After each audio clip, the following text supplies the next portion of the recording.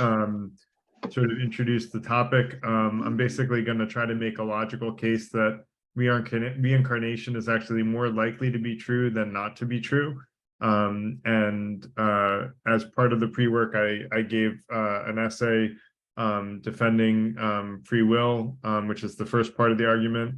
We're not going to have time tonight to go into that argument in detail, although we had another event on that.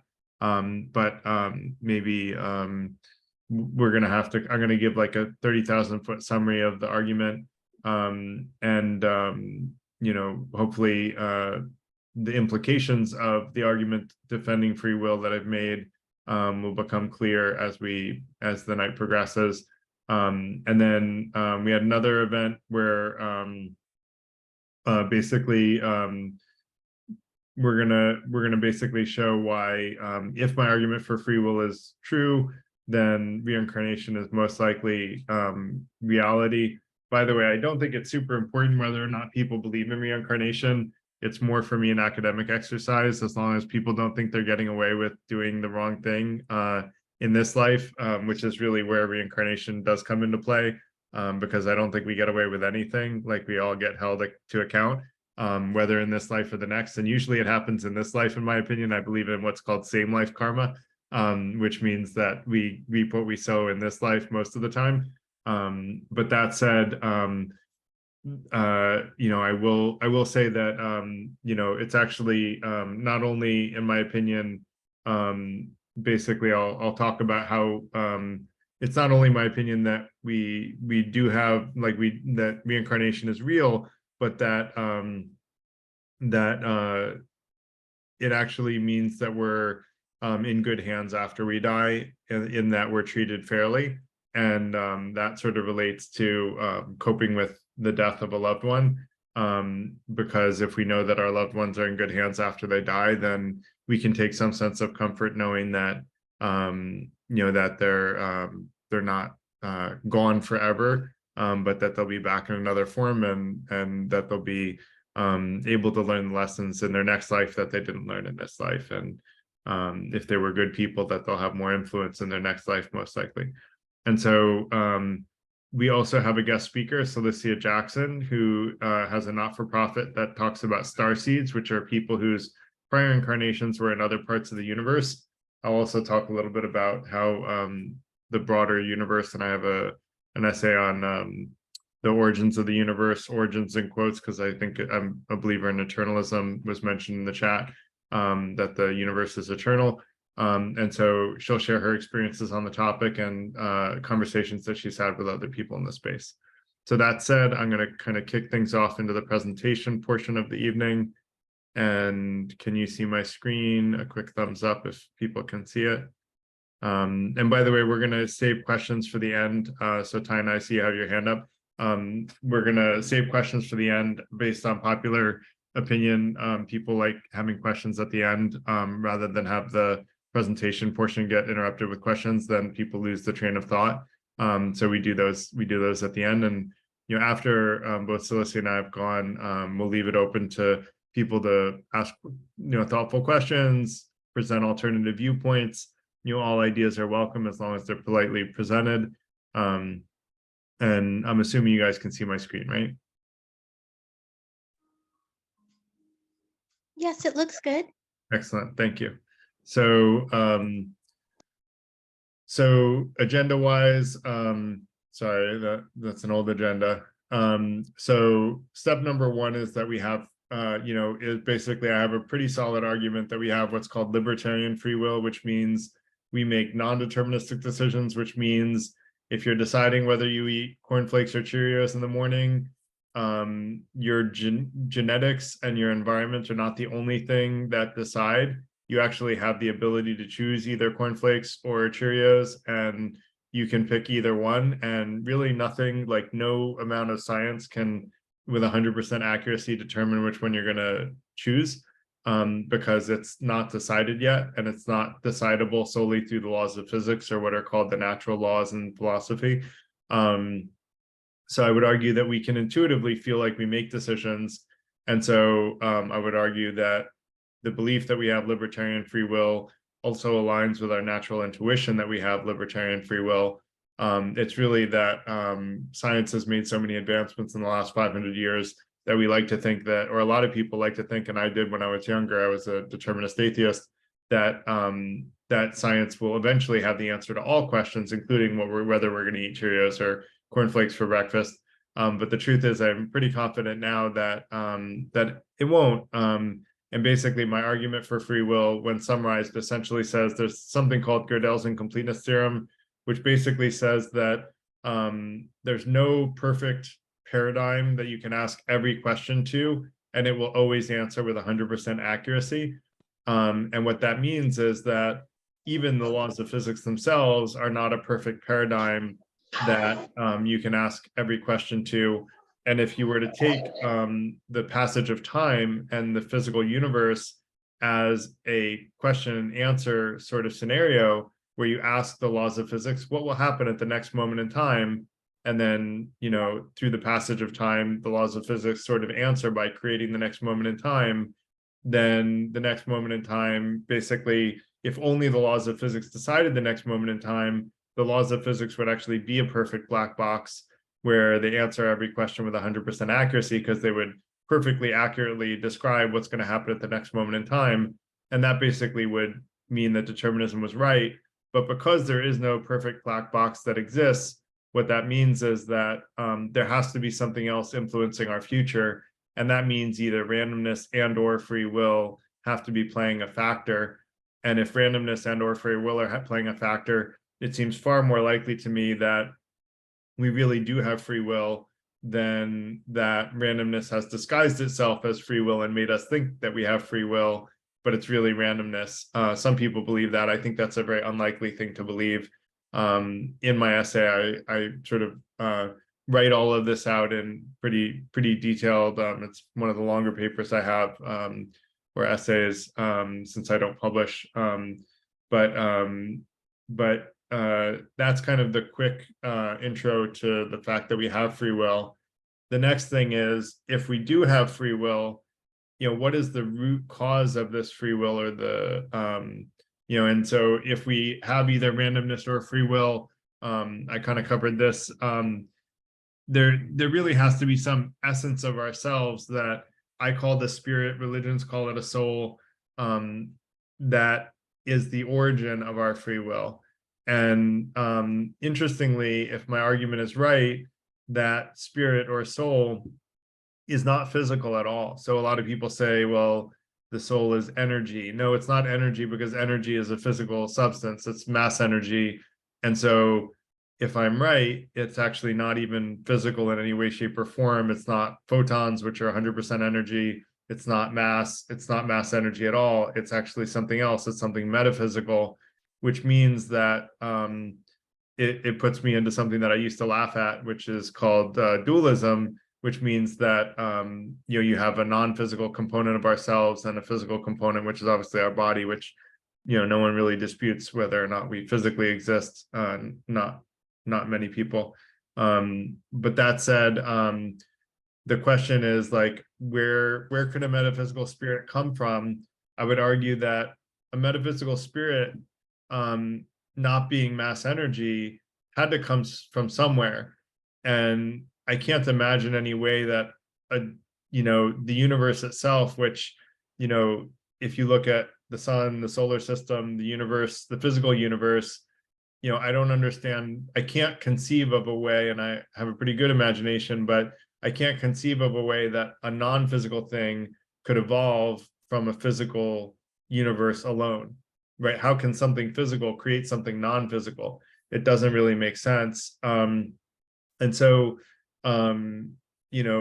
that's where I would argue that the spirit had to have come, indirectly or directly from some higher power, which is what I call God with a lowercase g, because I think that the Abrahamic God was pretty much proven not to exist by Epicurus's argument known as the problem of evil, which is basically just that if God is omnipotent and benevolent, why would he allow evil to exist in the world? Why not just allow a little bit of good, a lot of good, neutral, but no evil, right? No really horrible things happening. But we see all of these really horrible things happening, and I would argue that that's that's because God is not omnipotent, but I think God is very powerful.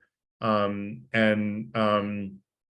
so I would argue, basically the way that I hypothesize that this happened is that when life on earth became complex enough that it could house a spirit, God or his servants or basically imbued life with a spirit giving it free will.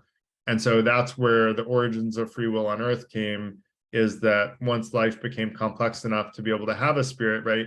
Like I would argue bacteria probably don't have a spirit, right? They're pretty much deterministic. I don't think bacteria are making non-deterministic decisions, but dogs and cats make non-deterministic decisions. I would argue they do have a spirit. Now there's going to be some crossover and area of, where I would argue you can study, organisms and decide when are they making non-deterministic decisions. And once they are, then I would argue that's where you can actually, make a solid argument that organism has a spirit. There have been some studies actually that say plants perspire when you put a sharp object next to the plant. So it's possible that plants have a spirit. I'm not going to make an argument one way or another, but I found that fascinating when I learned that they perspire. Again, I'm not going to try to argue where the cutoff is. I'm just going to say somewhere there's a cutoff. And for humans, we have a spirit. For bacteria, probably they don't. And there's some middle ground.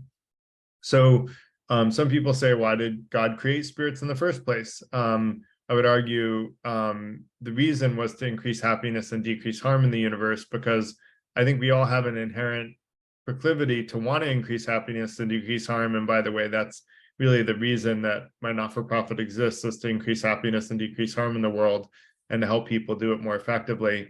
And I would argue that God expects us to do that, and to increase happiness and decrease harm for people we can influence. And I would argue that's actually an innate purpose of life, expected by God, who gave us free will. Even if you don't believe in God, utilitarianism is a secularly grounded morality. And I don't think it's important whether you believe in God or not, as long as you're increasing happiness and decreasing harm. I don't think God cares whether you believe in God or not. At least my concept of God doesn't. I think it's more important that we do right by other people and the people and beings that we can influence in this world. And so, utilitarianism more or less goes for that. I kind of riff on utilitarianism a little bit and have my own way of enacting it that I think is a little bit better than the way that it was traditionally espoused. But that said, I would argue that utilitarianism is aligned with what I think is God's purpose for us in life. And that kind of brings us to, would a metaphysical spirit be disposable? Like, does it make sense that we have a metaphysical spirit, but after we die, it just disappears and goes away? I would argue that that's probably pretty unlikely, because why would you make a one-time use metaphysical spirit? And so I think that it's very unlikely that a lot of concepts of religion say that we go to either heaven or hell or eternal bliss or damnation after life.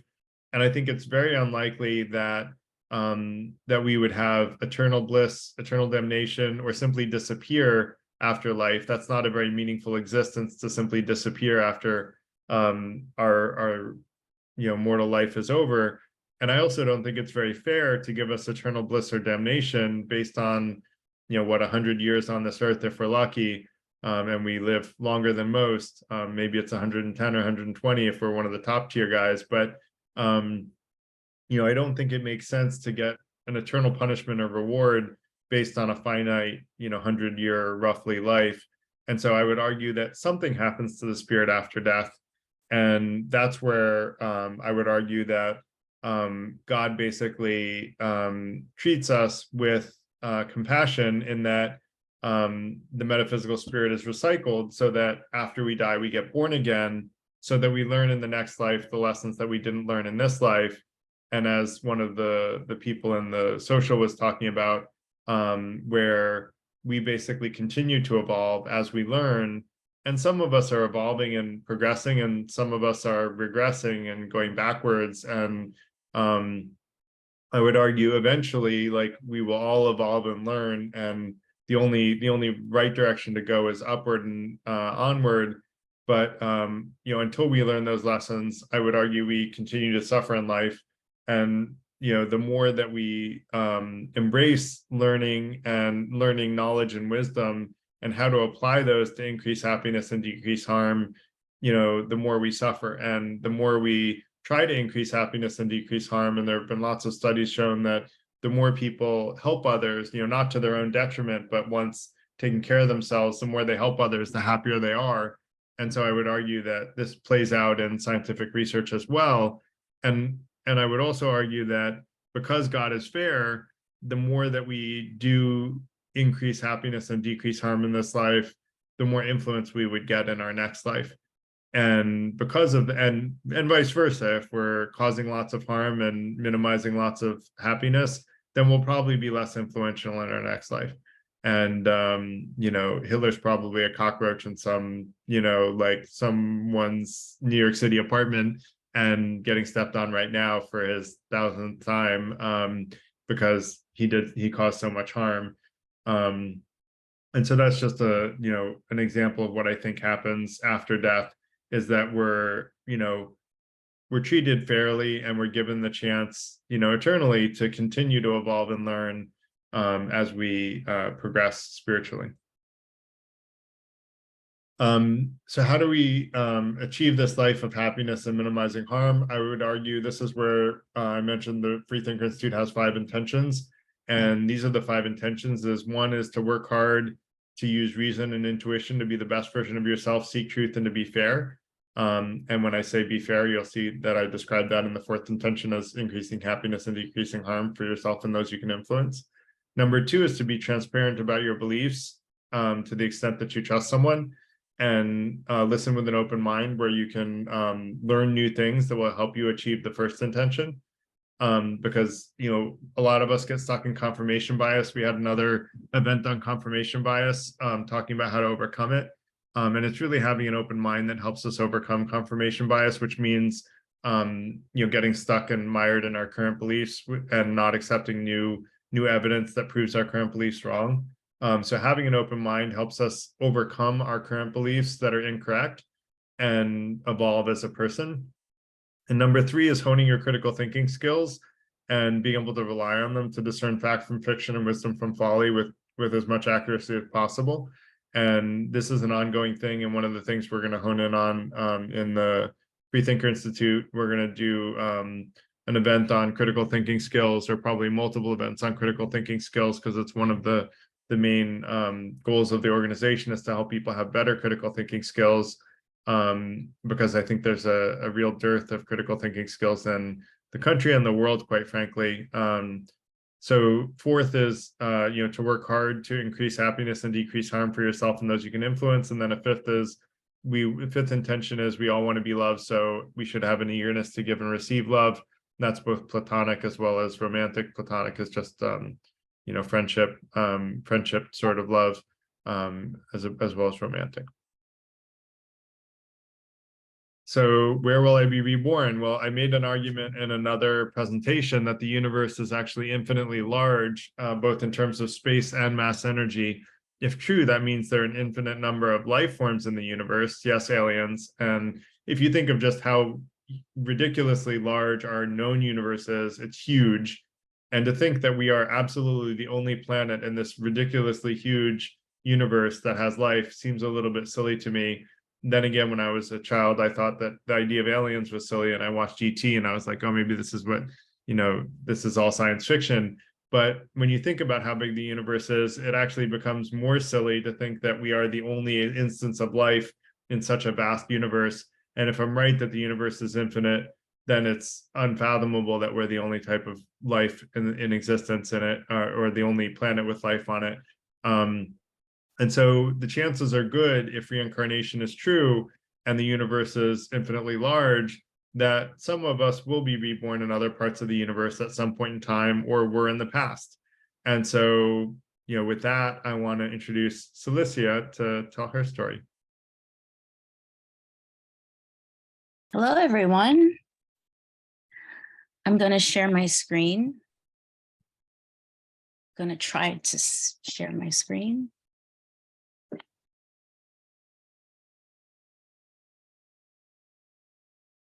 Okay.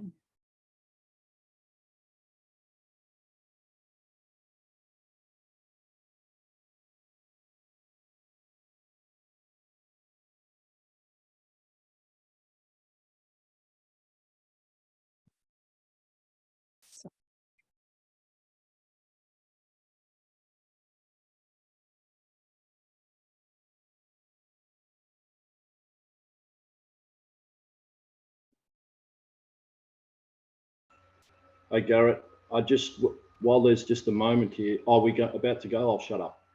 No, go ahead. Just to fill in the gap while you're getting that done there, Celicia, I just thought I'd just share a remarkable coincidence that just happened. As Garrett was saying, there's probably somebody somewhere at this moment in New York City killing a cockroach. I've had a cockroach in the house since this morning. It's a victim of cockroach baits. Could the rain tonight? So that they slowly die. Tomorrow. Oh, should I shut up? Can everyone see my presentation?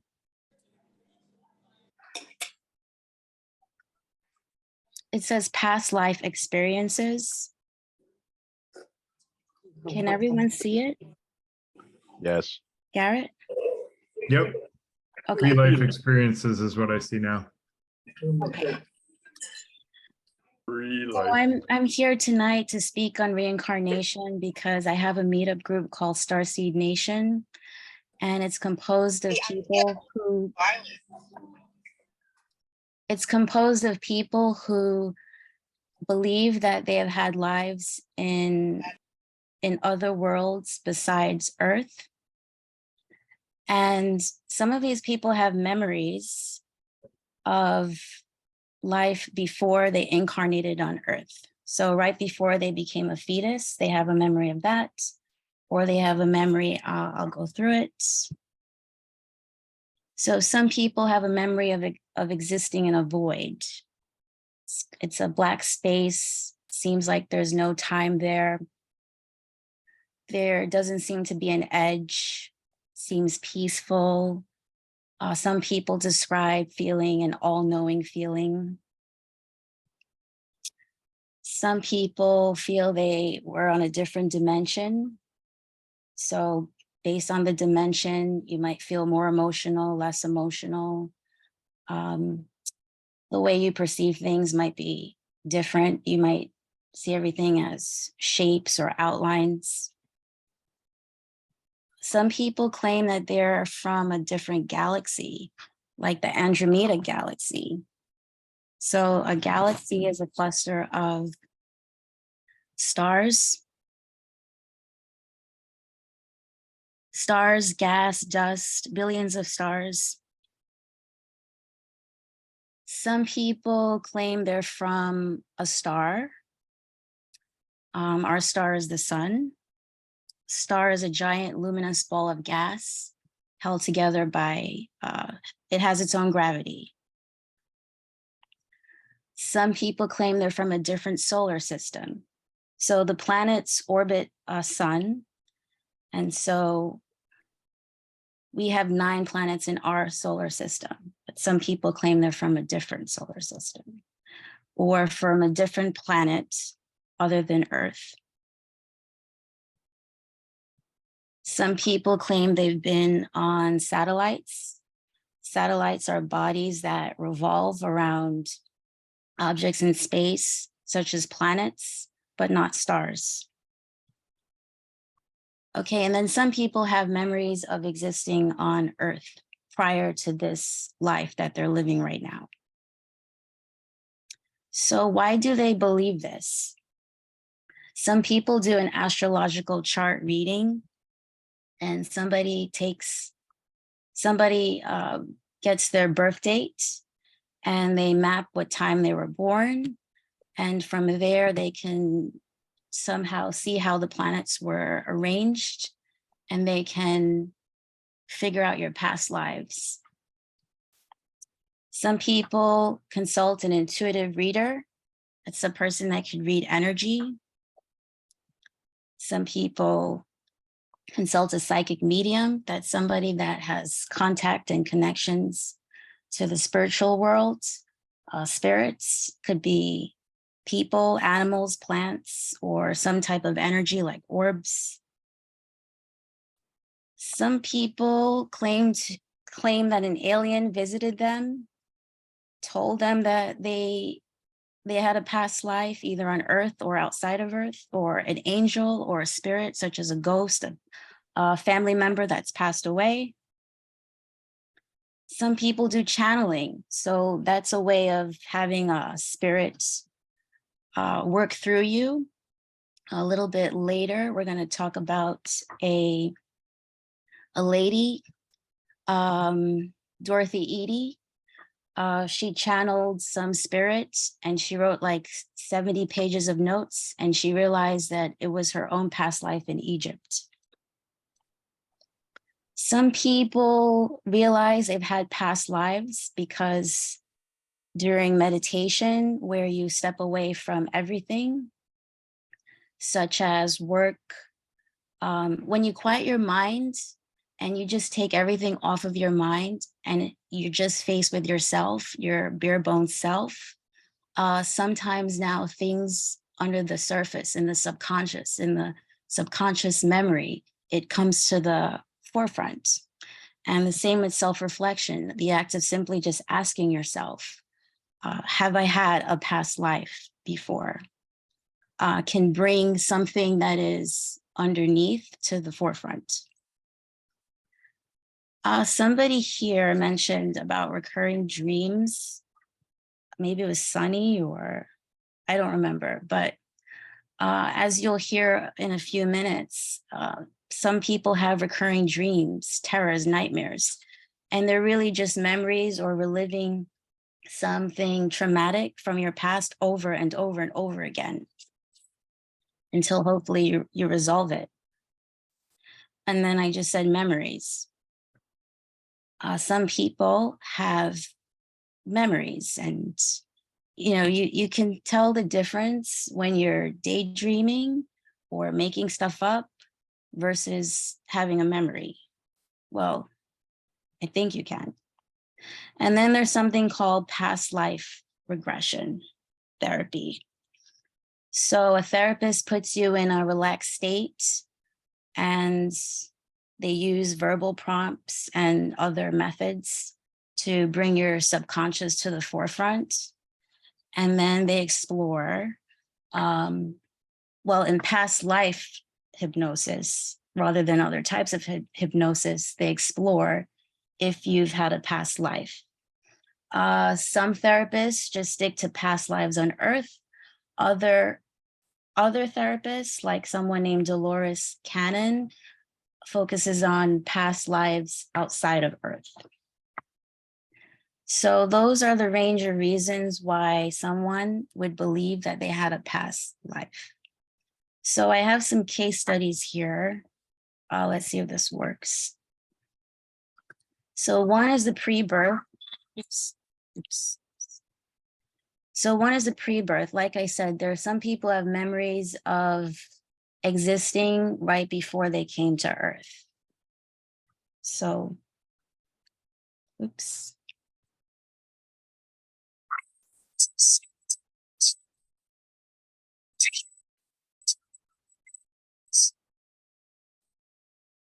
We can't hear the audio, Celicia. I'm sorry? You can't hear the audio. Okay, let's see if I can fix that.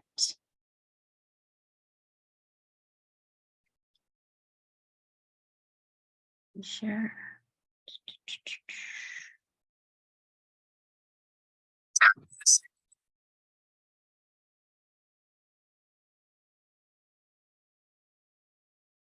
Video. Okay.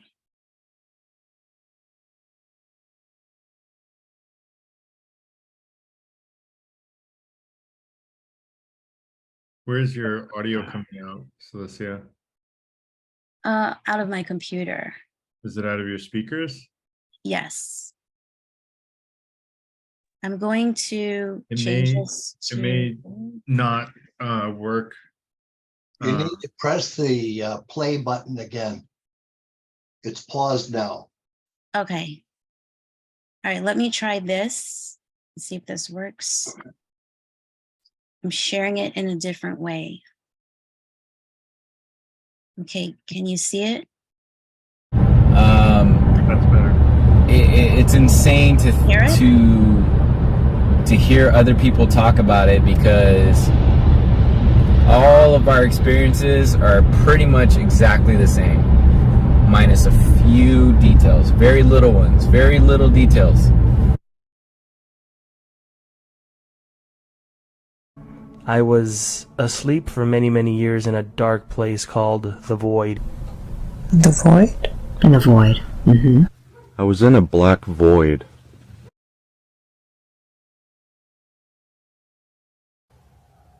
There was no sense of time, or sickness, or death in this place. You are simply just raw being, a spirit. Just drifting into a black space all alone. And I was floating around, and I was experiencing pure bliss. It's the best feeling you could ever imagine. You can't describe it into words. You can't. It is love and peace and bliss and joy and comfort and security. You feel it all around you and also inside you, because it is making up everything. When the light comes into the picture, it is all you can think about. The only thought that exists to you anymore is getting to the light. It is incredibly magnetic. Something like calling me over behind me, like turn around, fly over here. I was being beckoned. Somebody was talking to me telepathically. From the corner of my eye, I see a shining bright white light. It's the shining being, the shining one as I call it, approaching me. I remember that I absolutely loved it and I didn't want to go. I also remember through telepathy, there was no word spoken to this bright light. And this light very lovingly just made it known that I didn't have a choice. Okay, so a lot of the beings in that world communicate via telepathy. It's very rare to hear that they actually speak.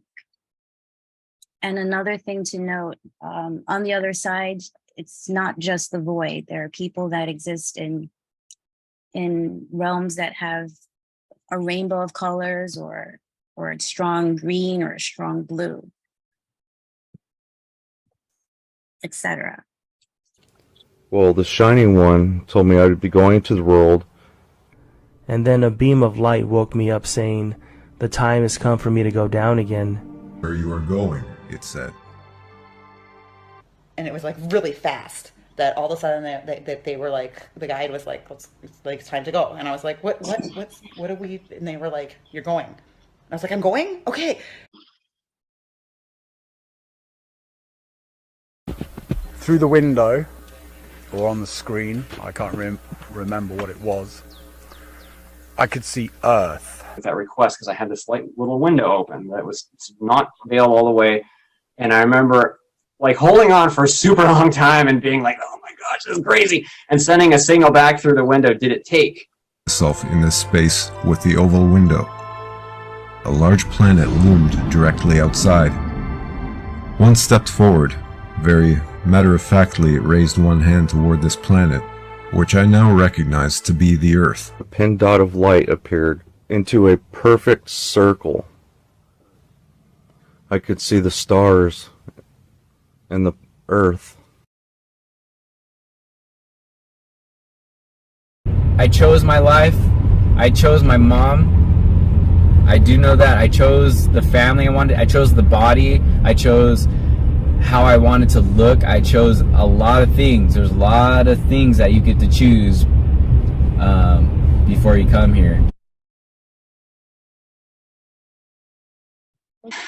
By the way, that's not everybody. In my case, I didn't get to choose anything, but some people get to choose aspects of their lives or map it out in great detail, and some people that's never presented. So in this life, I accepted the veil came over me, and then I was in the womb. I knew what was going to happen. They were going to send me down. I didn't want to go, and I kept asking them, please, if I'm going to go, can you please let me remember this place? I want to remember. I want to remember. And they kept reassuring me, and they allowed me to remember.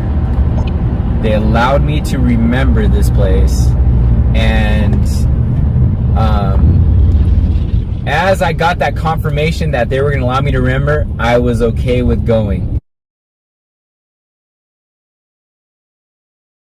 At this point, I was gone.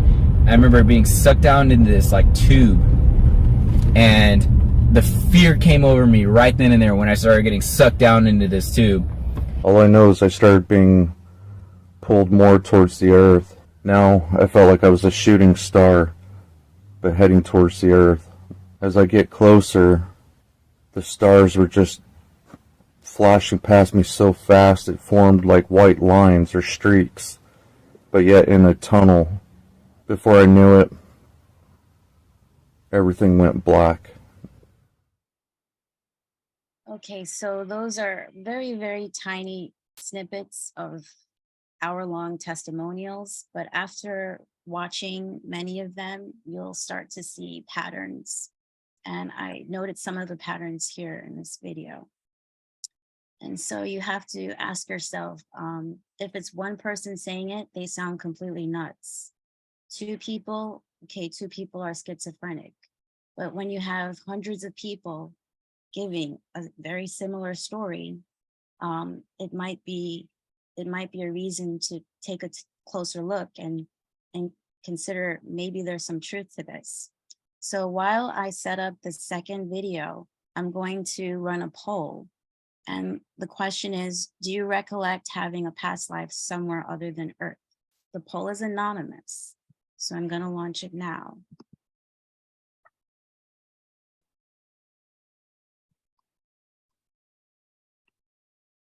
Just to share that for me, yes or no, it's so binary. Like I'm kind of somewhere in the middle.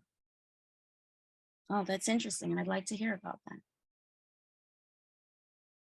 Well, like I'm starting to get some kind of vague intuitions, but there's that self-doubt that I've heard is common in the beginning, where you don't know if you're imagining it or. So, like the guy said, just about everyone that I researched gets the veil of forgetfulness. Prior to getting the veil, a lot of people feel like they are all-knowing and they are connected to everyone, and they can remember all their past lives. Some can remember future things that haven't happened. I don't know how. But then once they put the veil of forgetfulness, you don't remember your whole history and everybody else's history. So you might be in this phase right now where you have amnesia. It's there, it's inside of you.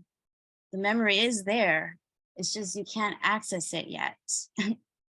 So the results of the poll, out of 52 participants, 32 answered, and 11 said yes, oops, and 22 said no. So about 1/3 said yes out of 33. All right, here's the next video, and this is about people who remember past lives on Earth. So now,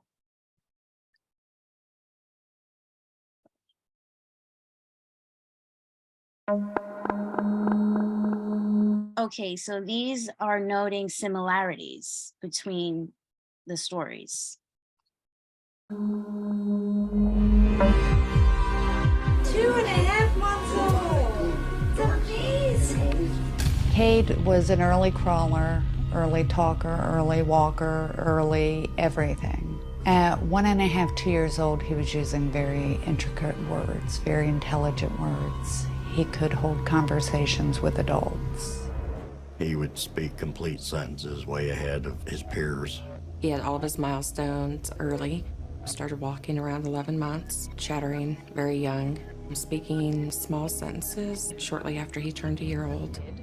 I've fostered over 100 children, all infants and toddlers, and compared to them, Aiden was far beyond his capabilities. His knowledge was so much more than any other normal child that I've ever seen.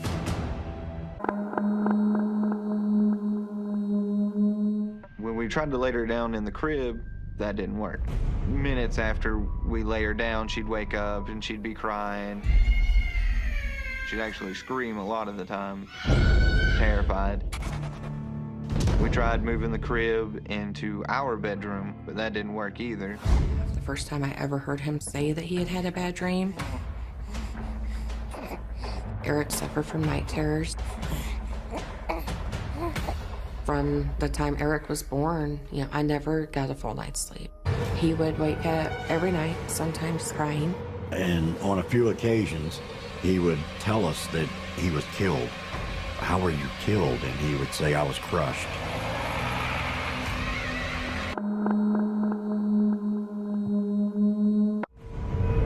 It was around the age of 3 that Kate started talking about that he remembers dying. I would be in bed and Kate would just start crying in the middle of the night. And he would wake up screaming about working in a tall building. And that he could see the Statue of Liberty from his office. He told me he dreamt that he was falling with the building like the way he died.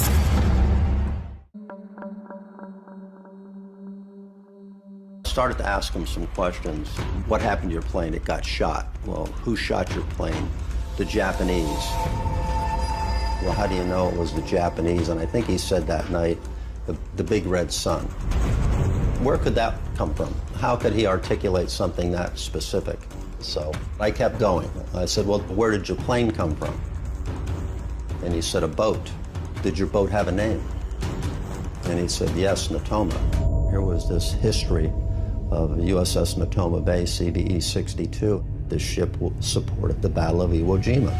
It was, what can you say? It was a complete mystery. Where could he have gotten that information? How could he say something like that? Well, one day my husband brought home a guitar from where he works. Actually, some of these parents claim that the kids don't watch TV or they're not in daycare and they have no exposure to other children. So that's what they claim, that they don't really know where they got the information from. And Olivia just picked it up and just started playing. Olivia has never ever played a guitar before in her life, never. She adjusts the knobs and she just started singing maturely, and the song she was singing wasn't like Old MacDonald or B-I-N-G-O. She knew what she was singing. She was in rhythm with the guitar, and I've never actually seen her sing before. But when she did it, it was like she was a natural. And I looked at her and I said, where'd you learn how to sing like that?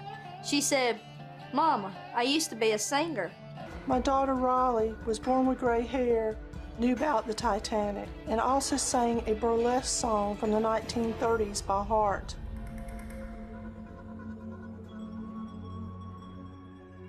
This is a popular one, the Titanic. When she was 9, we walked through a park and came across a statue. She ran right up to it and started yelling that this was her past daddy. So school was a place where Willa suffered a great deal. So it's ironic that it's also a place where she finally found answers. She came home and she was so excited. And she said, I'm not crazy, I'm not crazy. And I said, what? And she said, the orphan train, there was an orphan train. And she was putting it all together.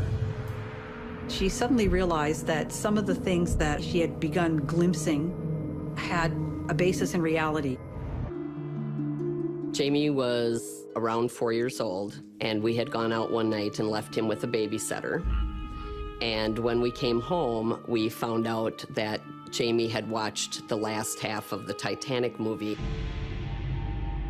which is not something we were happy about. And the next day, he started drawing and painting picture after picture of the Titanic. Within the first 2 weeks, he probably had painted 50 pictures. One, he had over 100 windows drawn in. One pencil drawing, he has all the levels of the ship. Like if you cut the ship in half and you can see all the different rooms and everything.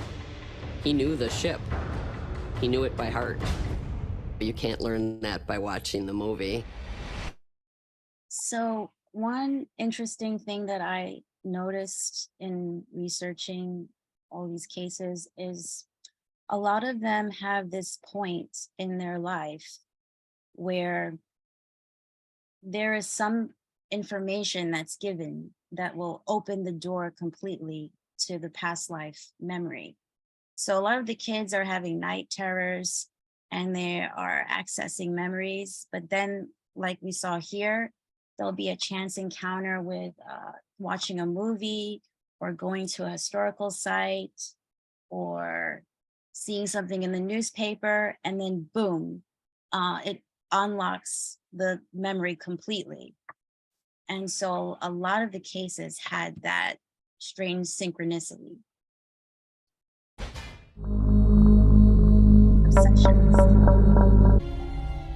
From the time Eric was able to speak complete sentences, he was always talking about Hollywood. He talked about Hollywood every day. He wanted to go to Hollywood because he had to go to work. When Nick would play with his soldiers, it was the only time Nick would be quiet and play quietly without having to be supervised. One of his favorite toys was playing with the army men, you know, just moving around and have little battles. I didn't really think about it too much at first, but as we noticed over time, he would start to like set them up in different formations, and he would put them all in a line, and they were very particular. It was more than just a boy taking a soldier and going, pow, pow, bang, I got you. There was strategy behind his play. Irrational fears.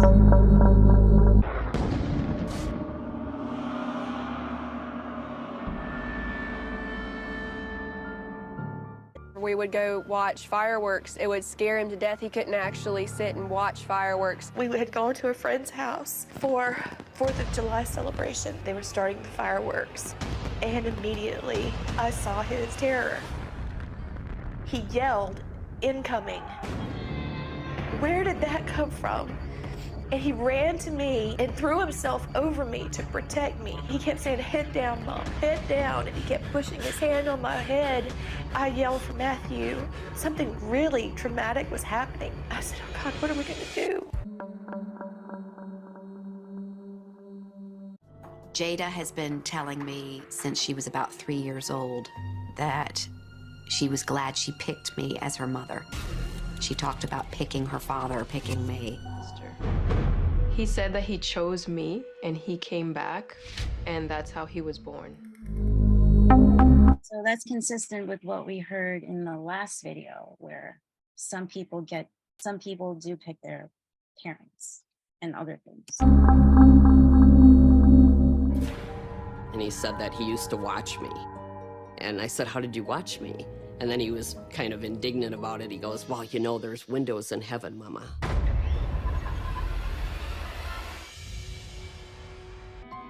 And he says, "Well, I know who my mother is. I know that you're my mother because I saw you from up above the clouds." I looked down at him and I said, "Really? You saw me from way above?" He says, "Yeah, before I came here." So I said, "Well, how did you get to me then, if you saw me?" He says, "I had to jump. And I had to slide down on a string."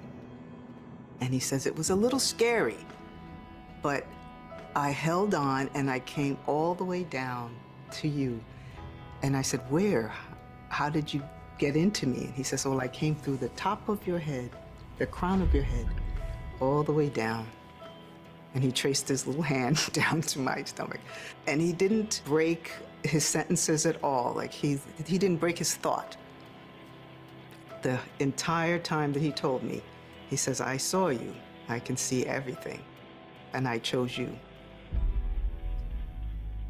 Okay, so those are the little tiny snippets of hours of testimonials, and watching the video seems a little silly, but once you hear the children give lots of facts, dates, times, places, names, they go into details of things that happen, and then you start cross-checking and verifying, then you start to lean on the side of credible. And a lot of these parents don't even believe in reincarnation, but they either have to, they're either now on the fence or they began believing in reincarnation because their child turned them into a believer. So I'm going to, another thing I wanted to say is, what wasn't in the video, is some of the kids also experience visitations by spirits, either spirits that were on Earth that are related to the family, or spirits from the other world, the ethereal realm. At this point, I'm going to do another survey. It says, do you recollect having a past life on Earth? And the other survey is, I'll do after.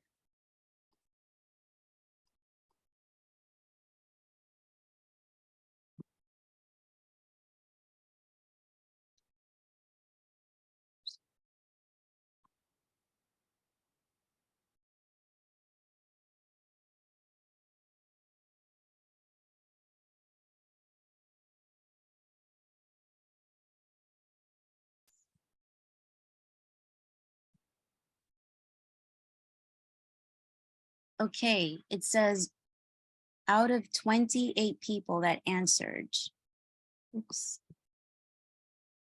out of 29 people that answered, 13 said yes and 16 said no. So it's almost half and half. Okay, and there's another poll. Of those that answered yes, how were you able to recollect your past life?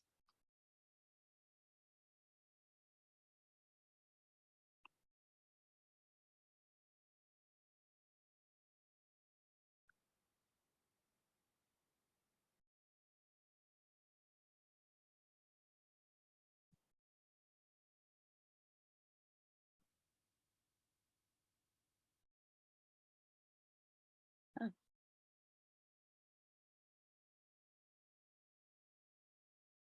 Quick time check, Celicia. How much more do you have? I have about maybe 3 or 4 more slides. Okay. So I'm going to share the results. So 17 people answered. 1 person did an astrological chart, 1 psychic medium, 1 intuitive reading, 4 meditation, 2 channeling, 9 dreams, 2 memories, 5 past life regression. Okay. So I want to mention the near-death experience because that sort of relates to this. So that's not really coming back as another person, but people who die, they're pronounced dead, and they go into this other realm. Over in the other realm, some being may educate them about having previous lives, or because they have that experience of going into the other realm, they then begin to believe in reincarnation. So what is the proof for reincarnation? So proof we think of in mathematics, science, law, medicine. Earlier, Garrett gave like a mathematical logical proof, but it's difficult to do a scientific proof because you usually would need to run an experiment to measure something that is going to happen in the future. And these accounts have already happened. So the next best thing you can do is cross-check the accounts. And what you can do is, okay, and another, in terms of people thinking like what proof is weighty or what proof is valid, a lot of academics rely on journals, research papers, surveys, and plenty of that exists in the field of reincarnation. So earlier, Brooke Helleck mentioned Ian Stevenson. He was someone that worked at the University of Virginia in the perpetual studies department. And he got a very generous donation that allowed him to study this from 1960 to, I think 2007 is when he passed away.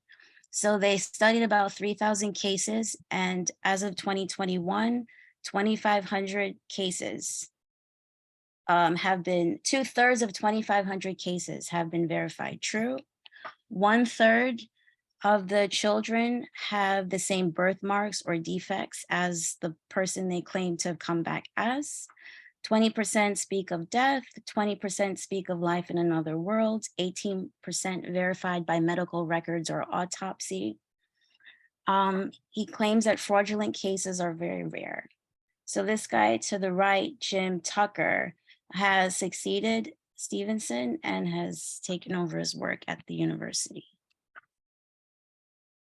There are other, we saw this guy in the video. So what you can do, this is Jim Levinson, and you can cross-check historical facts, records, birth certificates, death certificates, video, audio, whatever, to confirm your story.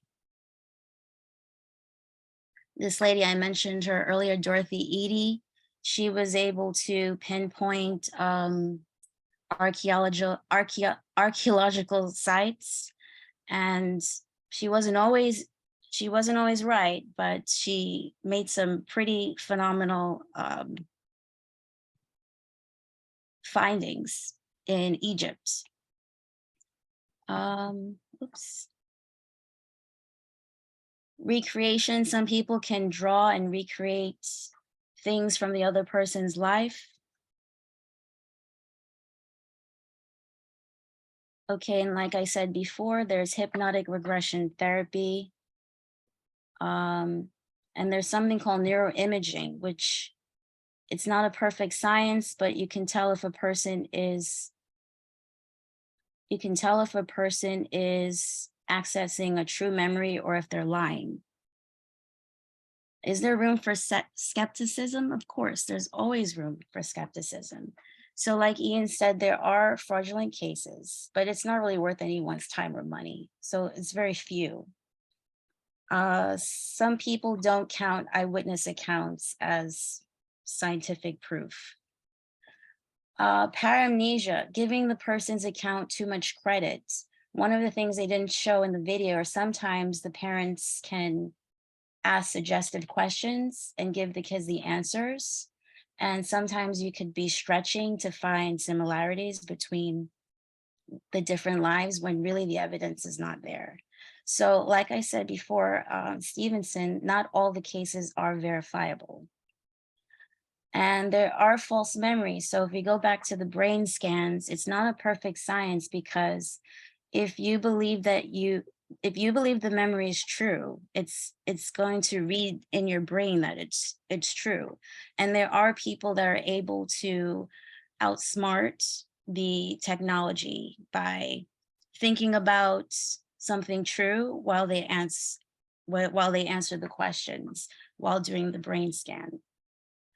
So the benefits of reincarnation and past life remembrance. If you if you want to do any of the methods spoken about earlier. So Garrett mentioned the 5 intentions of the Freethinkers Institute. One of the big ones is minimize harm, maximize happiness.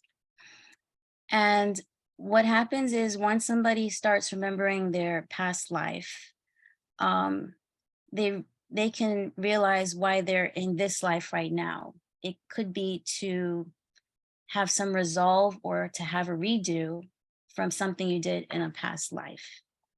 And so you kind of maybe have to recall the experience in the past life to figure out what you can do in this life to resolve it.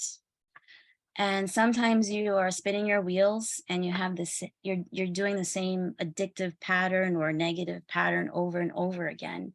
And you don't realize it's something from a past life, the reason why you're doing it. So those are reasons to look into your own reincarnation to minimize harm and maximize your happiness. And one last thing, what I didn't really touch on are when we come into this life, there are accounts that we keep coming over and over and over again with the same people, the same beings. And so, you know, like in this life, your mom is your mom, but in the past life, your mom was your daughter or something like that. And so it's a way to really look at people more compassionately, because based on your relationship with someone in your past life, it might explain what your dynamic is in this life. And you realize it's like just one continuous thing. And maybe you want to change direction or think of people more compassionately, because what goes around seems to be coming around. Okay, and now Q&A.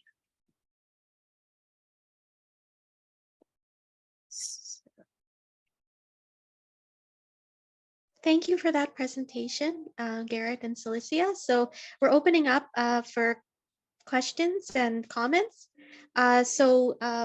We have until 9, so I would say about 2.5 minutes per comment and wrapping up by 3 minutes. I guess, Garrett, you want to go ahead, start to take hands?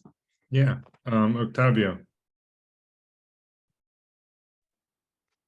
Well, I don't have a question, but I have some thoughts to share. Yeah, go ahead. And I think that for reincarnation, I think that having children is a kind of reincarnation. And etymologically speaking, reincarnate to come back to flesh. And I think naively speaking, children are a kind of reincarnation. And I say it because I find it very interesting how we are a copy of our parents, and I see a lot of myself in my family. Things that I thought were original for me actually are things that my my family does. And I think yeah, so I think that we're our parents, and I mean that's not to say that we don't get anything from our guardians, or like our school teachers, but I think largely we are an amalgamation of our parents as far as reincarnation is concerned. And I also want to say something quick about the afterlife, that not only is reincarnation a kind of afterlife, but I think that becoming dust, as they say, is also a kind of afterlife. But instead of becoming another mammal, we become part of the mineral realm. We become dust and water. We go on to live in eternal darkness, comparatively speaking, with human consciousness. Becoming minerals is a kind of eternal darkness, I'd like to think. But it is, I think we are conscious, being dust, and I think we are conscious, and that we go into other beings and on our planet or in the universe. And so those are my thoughts. Thanks, Octavio. And just to, I didn't mention it earlier, but when people are get their chance to speak, please stick to less than 2 to 3 minutes, and stick to one comment or question at a time, and then you can raise your hand for another question or comment after you get the chance to share that one, just because we have a lot of hands up and we want to give everyone a chance and sort of rotate in. That said, thanks, Octavio, for your sharing, and Brooke, I want to let you go next. Okay, thank you. I'll try to speed run this, but I just want to say for anything in this sphere, one of the primary ways forward is to look for consistent recollections or consistent personal recollections across culture, distance, and time. So there are a couple meta-analyses that have done this, but only with respect to NDEs. And this work has identified about 6 consistent factors, which I'd just like to move through because I think people will find it interesting real quickly. There's the feeling of peace and serenity. There's the out-of-body experience. There's the tunnel experience, which I think most of us are familiar with. There's meeting deceased loved ones and some type of life review. And then finally, the after effects, the transformational effects. Obviously, I mean, it has a huge impact on a person. They change many things about their life. And in closing, I just want to say one of the things I've heard anecdotally is that there are many people, mainly children from the UVA research, who do have birthmarks in the area of the body where they report a mortal wound. And a good proportion of the children interviewed can recollect a very violent moment of death. So I think another thing to think about is that severe death circumstances also tend to be associated with the population of people that can recall previous lives. Anyway, interesting food for thought. I'll stop there. Thanks, Brooke, for sharing. Yeah, I posted a link to some, meta study on a bunch of studies about reincarnation for people that want to read more about the science behind it. Celestia, you're a co-host. You can just go if you want to share stuff. You're on mute, though. I'll let this person go and then I'll go after. Okay. David, go ahead. Good to see you, David. I think an interesting poll would be, who would prefer no afterlife versus, in other words, a one-shot deal, this is it and that's it, end of story, versus reincarnation? Say that again, David, I'm sorry. I think an interesting question for the group would be, who would prefer this life to be a one-shot deal? You have this life and none other, nothing after, no afterlife. Yeah. Versus reincarnation of some sort. So let's see, if you know how to do that poll ad hoc, feel free. Otherwise, we can have people just write it in the chat. I think we had to prepare the polls ahead of time, so we may not be able to do it ad hoc. Oh, okay. Yeah, but I welcome people.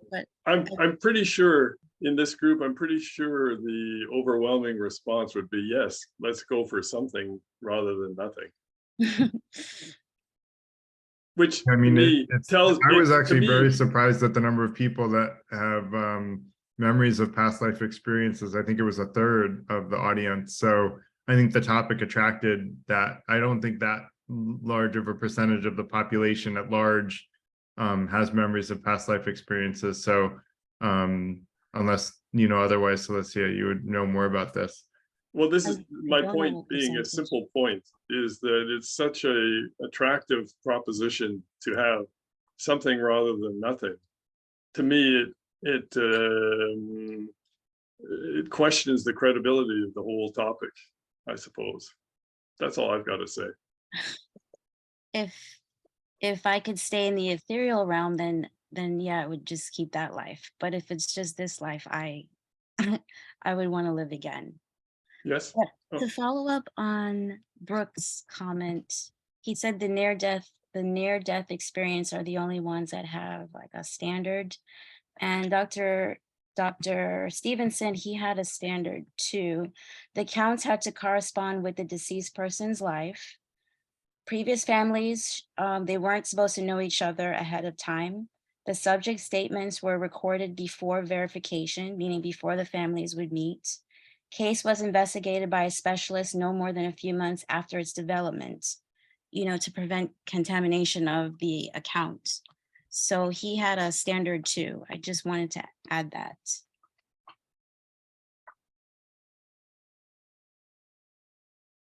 Great, thanks. So Robin, go ahead. Actually, Garrett, you and I talked online with a private message just a little bit. I just am interested in past lives. I'm not sure if I'm not sure what my beliefs are, but I'd like to study the matter more in depth, and I'd like to go over it with a qualified therapist or medium, and I'm having real trouble. Lisa, may I contact you via your group? Do you have access to folks who you feel are qualified or credentialed to help with this? I found a lot of scammers. I don't. There are people that have advertised to me, but I've never done their service, so I can't recommend anyone. But I can, yeah. I wish I'd kept track of the person that told my wife and I when we wanted to have kids that we were going to have twins. I would never have guessed that. I think that one was legit. I was like, yeah, right, we're going to have twins, and here we have twins. So Robin, I think she was legit, but I have your email. We can talk. I know some Evie, people. you have one? Great. Yeah, I know people. You know people, that's wonderful, because that's what I've been looking for somebody who somebody would recommend. So I appreciate the conversation. I also appreciate there's a million other people who want to ask a question, and I'm going to sign off. Thank you. Great. Will, go ahead. Thanks, Robin.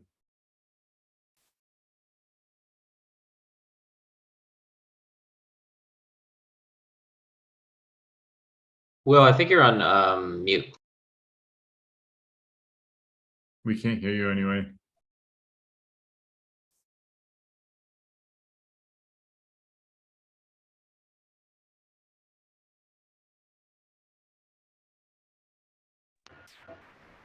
Can you hear me now? Oh, now we can hear you, Will. Go ahead. Oh, great. Sorry about that. Yeah, I just wanted to offer something from the skeptic side of things. So I'm open-minded. I was in a organisation called the Skeptics Society of Australia, and what I found was the people in that group, they are as fascinated by this type of thing as others, as anyone. They really are. But in order to get to any semblance of truth in anything, whether it's alien abductions, ghosts, paranormal of any kind, you need to be extremely skeptical, because every man and his dog's got a story about this or that. People make things up. People got problems in their lives. People got mental illnesses. You can say, oh, yeah, no, I was the princess in Utopia land because I had a dream about a prince giving me a bunch of flowers. Oh, so I'm a princess, and you better believe it. Otherwise, you're an evil skeptic. And what I'm saying is, I'd say 99.99% of this stuff is absolute baloney. However, there is one little skerrick of sand that cannot be explained. And I've seen a couple of those things, and that's when it gets interesting. But to just believe anything with very, very little proof whatsoever is a very dangerous road to go down, because a lot of people will spend their whole life believing something that is absolute, utter fabrication. However, I do believe that there are some things that are genuinely worthy of further investigation, but 99.9% of it's absolute rubbish, I'd say. Thank you very much. Yeah, I agree with you completely, Will. There's a lot of misinformation going around, and some of the people in the chat who were getting a little rude were honing in on the fact that, that I understand why people would be skeptical about this, but I do encourage people, not only was my argument extremely summarized, like we spent an entire session just talking about the argument on free will alone, and that was already a lot to cover.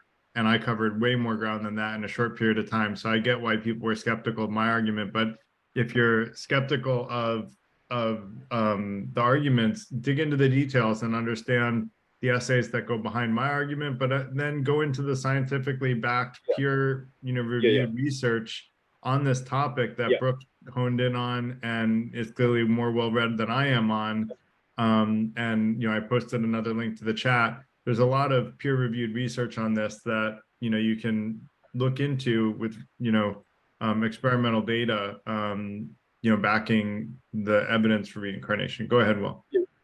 Just what I mean, and I wanted to clarify, when I say it's rubbish, I don't mean to sound disrespectful at all. And I don't rule things out completely, so I don't mean to be disrespectful, but it can be dangerous because a lot of society, a lot of people have personality dispositions where they'll believe anything without any evidence whatsoever. And not only do they believe it, but they start prosecuting the case like it's 100% true. And you've got to be so careful with this stuff, and it can be very dangerous. That's all I'm saying. And I don't mean to be disrespectful when I say 99.9% of it is rubbish. I mean, 99% of it, 0.9% of it is just completely unverifiable and made up, I'd say. Okay, thanks. I mean, I would be curious to know, if you want to raise your hand again and answer this question, where you're getting that 99.9% belief, because you seem to believe very strongly in that number, but I think you just made that statistic up, if I'm honest. So, I think we happen to be someone that's believing your statistic without actual evidence. Okay, no, good point. I did make it up. I confess. Yeah. When I say 99.9, I meant that as a way of. So we'll read the peer reviewed research on the topic, and let's let Stephanie go next. Vast majority, I meant. Hello. Hi, welcome. Hi, it's nice to be here. I don't know, I just found this group, and I just had a question about I always heard of with reincarnation that you choose your parents, and the woman that was speaking, this is the first time I ever heard that sometimes you don't choose your parents, and I kind of wanted to know, like, what is like the difference, like why do some people choose their parents? Because I always wonder, like with my family members, like I'm like, I'm always like, oh, I like never want to see these people again in the afterlife, and I'm like, are they forced to be around me like for eternity? Like I don't know if that makes sense. I just want to know, because I feel like I wouldn't have chosen this family if I could have. Like, why would I have chosen them? I'm going to let Celicia start on that, and then I might chime in. You're on mute, Celicia. I was not, in my pre-birth experience, I was not given a choice. You remember that you weren't given a choice, or you don't remember whether or not you were given a choice? I remember that I was not given a choice. Got it. But in some of the accounts, some people put up a fight about going, and at that point, the being will say, okay, we'll let you pick certain aspects of your life. And there were other accounts where they were coddled, like almost spoiled. They could take their time, they could think about many different timelines, et cetera, et cetera. So I guess it's depending on whoever is guiding you. And I would, if my argument is right, it might also depend on what happened in your past life, how much freedom you have to choose about your next life. I mean, that's my hypothesis, until I can find something better to believe in. Are you saying like karma, like if you did bad things in your past life, so you won't get like choices in the next life? I don't want to put Celicia on the spot and say that.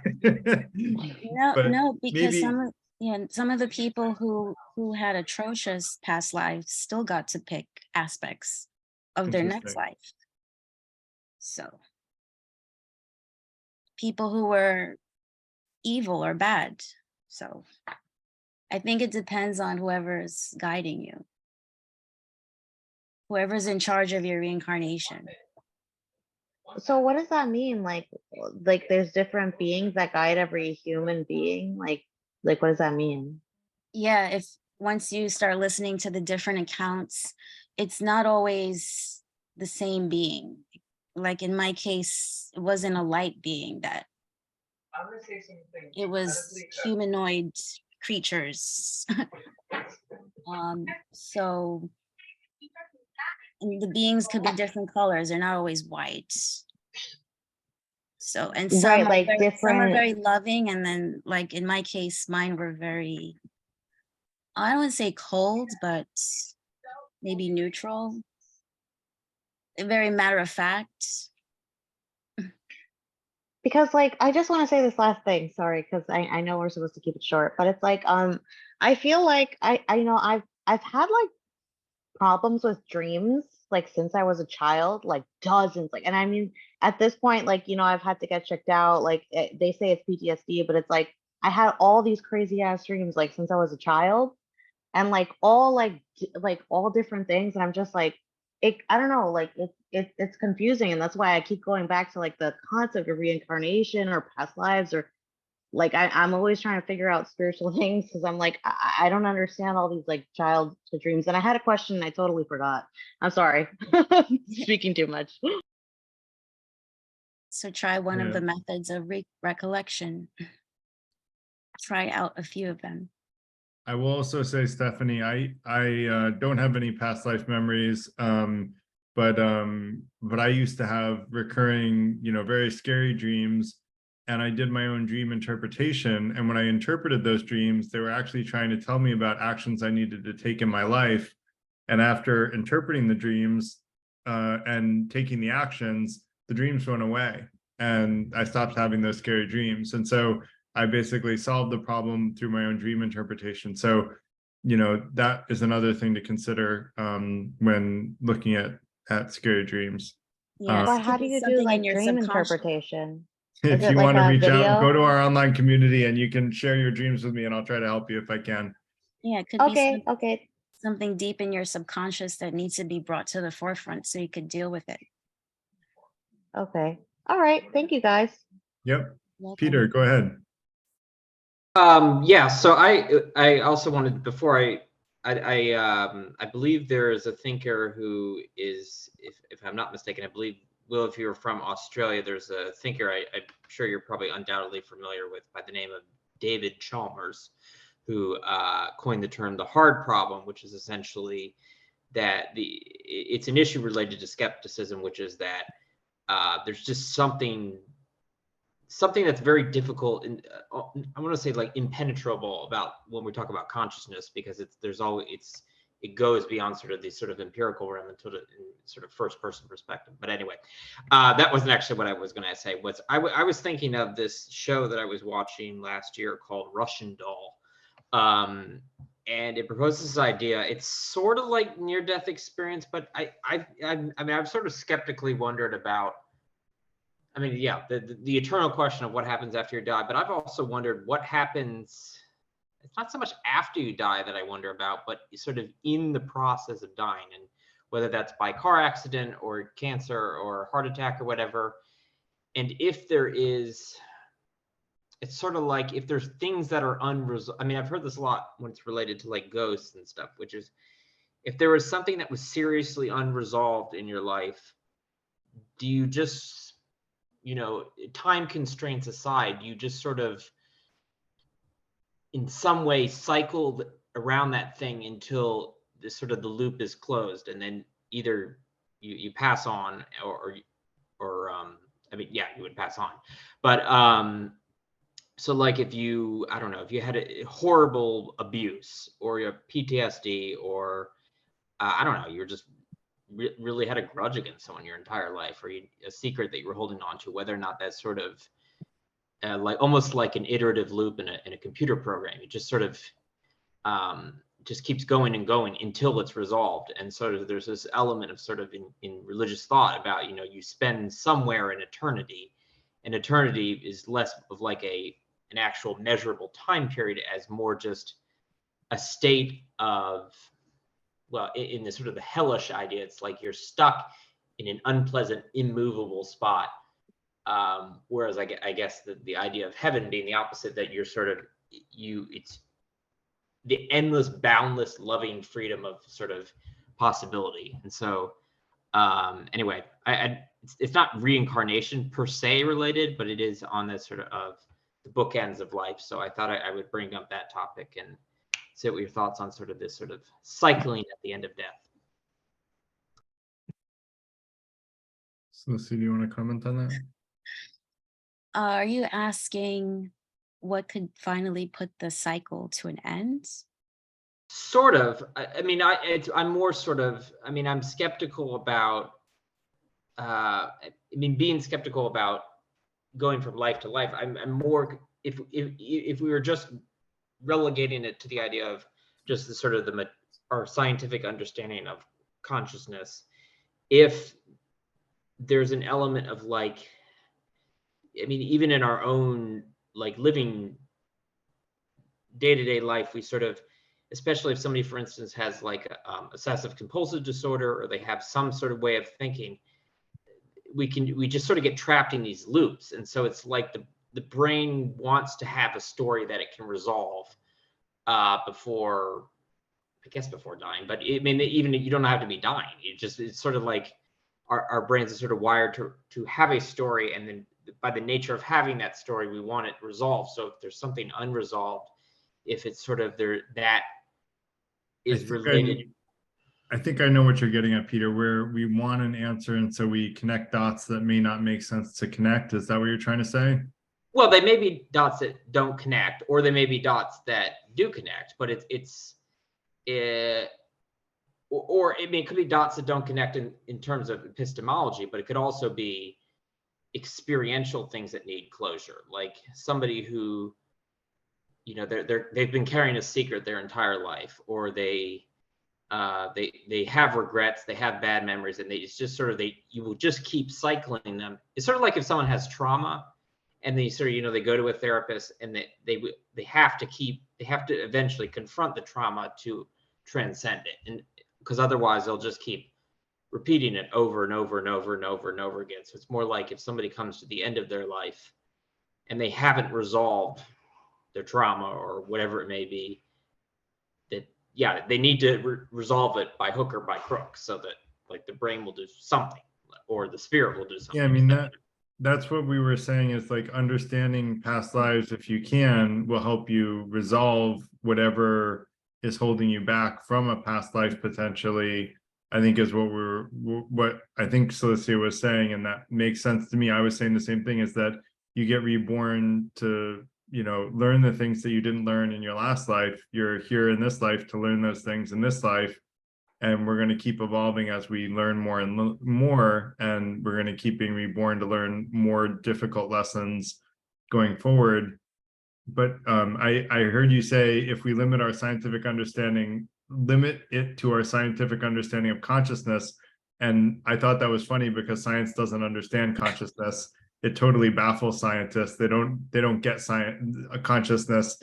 Like, the furthest this consciousness has been able to be traced back is nanotubules in the brain, and they can't, but that's not the origin of consciousness, and they know that.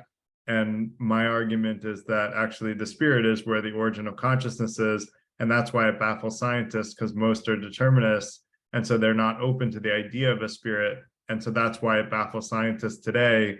But the truth is, if they simply open their mind to the idea that we actually have free will and we have a spirit, and that's the origin of consciousness, and then it takes action in microtubules in the brain, consciousness suddenly makes a whole lot of sense and is very rational, reasonable, and explainable in all of our current science and compatible with our current science.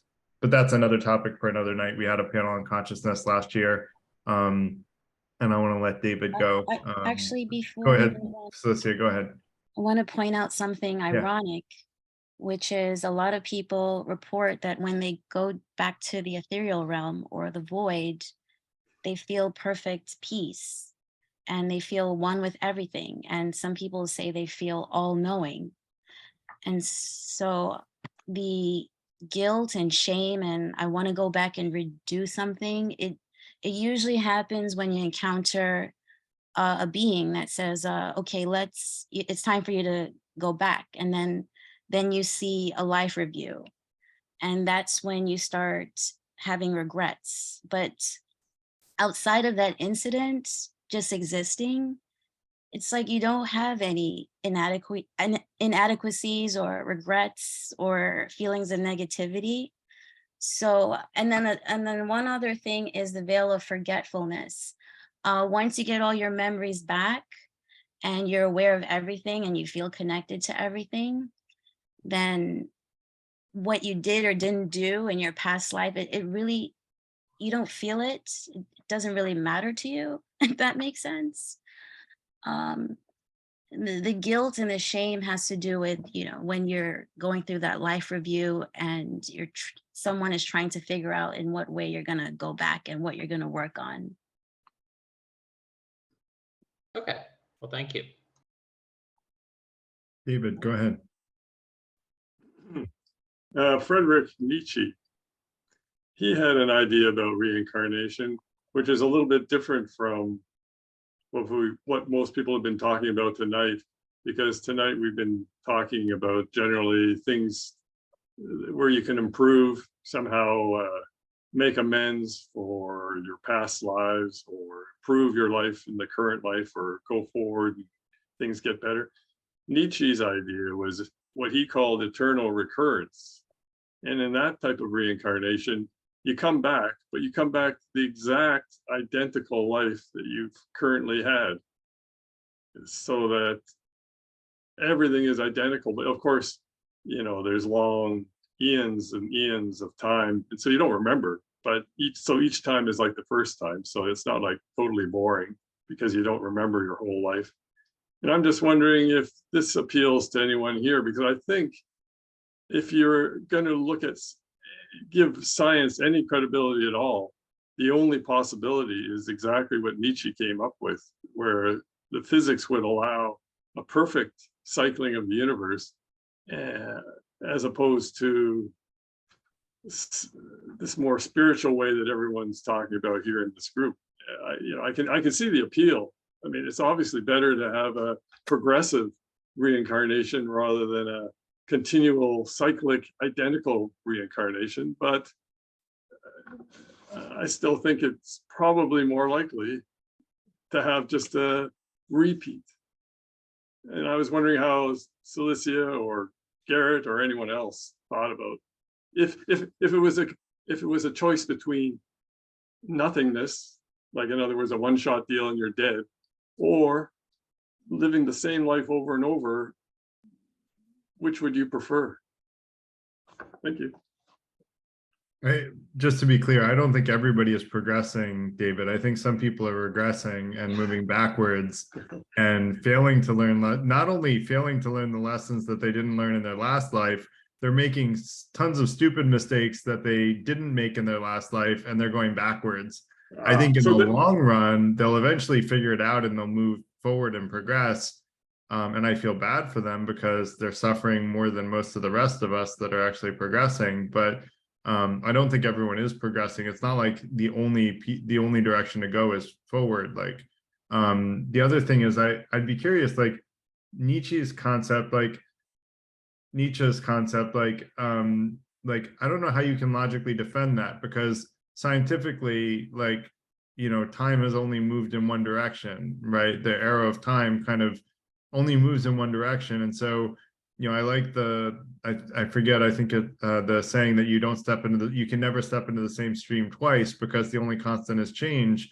So I don't see how we could possibly be living the same life over and over again, in any conceivable way that reconciles with the universe that we know, since, in the observable universe. So I don't know if he had a logical defense of that I'm missing.